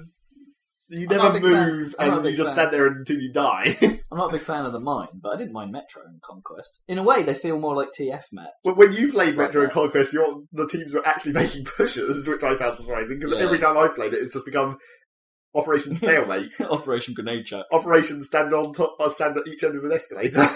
Yeah. And as soon as you look out over the edge of the escalator, you just die. Yeah. I think it could use more... There's not enough side routes. That's my problem with those levels. They're so incredibly tightly linear. I think it just needs more levels. Well, yeah, obviously. I'm not a big fan of many of the levels, in fairness. I like Metro. I like Caspian Border. And Karg is pretty cool. But other than that... Fuck Metro. I quite like it. It's pretty. I did get 19. I did get 19 kills in one life using only grenades. So. I don't like the other purely foot level, the Sen Crossing or something. I didn't get on with that at all. Don't like that either. Partly because windows are fucking evil. Yeah, the tight street one level I don't let well. Is there more than one of those? No, I think not really. I think Sen is the only one. Sen is the only one that's really in the city, but Metro, the last bit of Metro, if you're doing it in Rush, where it goes back out onto the streets. That's not really big enough, but you do get those windows. They're still quite bastards on that. Yeah, that's okay. It's not so bad there because it's kind of focused, and it's also not very. You're not going down a huge street. You're just crossing over. Yeah, I found Sen Crossing fucking frustrating. Can you go insane in the membrane? Seriously, can you? Yeah, you probably can. Awesome. Suppression seems to have less of effect than it did in the beta as well. It seems a bit more random whether you get suppressed. Sometimes I have had times where it's just gone for like maximum suppression instantly, which I think is especially for sniper fire. Obviously, you get hit with one sniper bullet that goes anywhere near you, and it just instantly goes maximum, which is really annoying. There is one thing to be said: despite the draw, despite all the problems that the game has and stuff like that, and how fucking irritated I was, I got such a draw for it. I couldn't help but think most of today, it's like, you know what? I just want to play it some more. Oh, and aircraft are fucking impossible. But, well, if you try and play with the keyboard, yeah. Well, that's a problem. No, also, the mouse was just as hard. It's because it's quick. You have to keep going. When you were playing with the keyboard, and you were diving, and I was just looking at you, going, I couldn't. You've got to pull up. I was pushing it up, but I was travelling too fast, so I couldn't actually lift. I was like, you need to pull up a bit earlier, mate. I was trying. I got some shots off, and then by the time I'm pushing up, I'm travelling too fast in the descent to actually get. There's a knack to it. There is. To be honest, I haven't yet seen the point in the jets because we need to get unlocks. Well, that's the basic problem. Well, plus I don't really. That's another issue. But we'll get to that next time because we're out of time. The unlock system is a bit fucked in some ways, but yeah. Well, it's because you don't get the defensive unlock straight away. Vehicle you do, but you do get them first, but it still takes at least one decent attack. And the vehicle unlocks don't make any fucking sense. But so those are your impressions of Battlefield 3 after what? 1 day? 24 hours? Well, you've been playing it fairly solid since it came out. Yeah, I think I've played 24 hours. so in the next Saladcast, we'll have your impressions after 2 weeks. So that'll be... Maybe some campaign and co-op will be done. Yeah, we'll have a bit more information by then. But so that's it for this Saladcast, is it not? Is there something else we need to do in 10 seconds? So it's goodbye from me. And it's goodbye from them. Derp. Derp. Bye everyone, see you next time. Derp, on the Saladcast. derp. Why would you do that?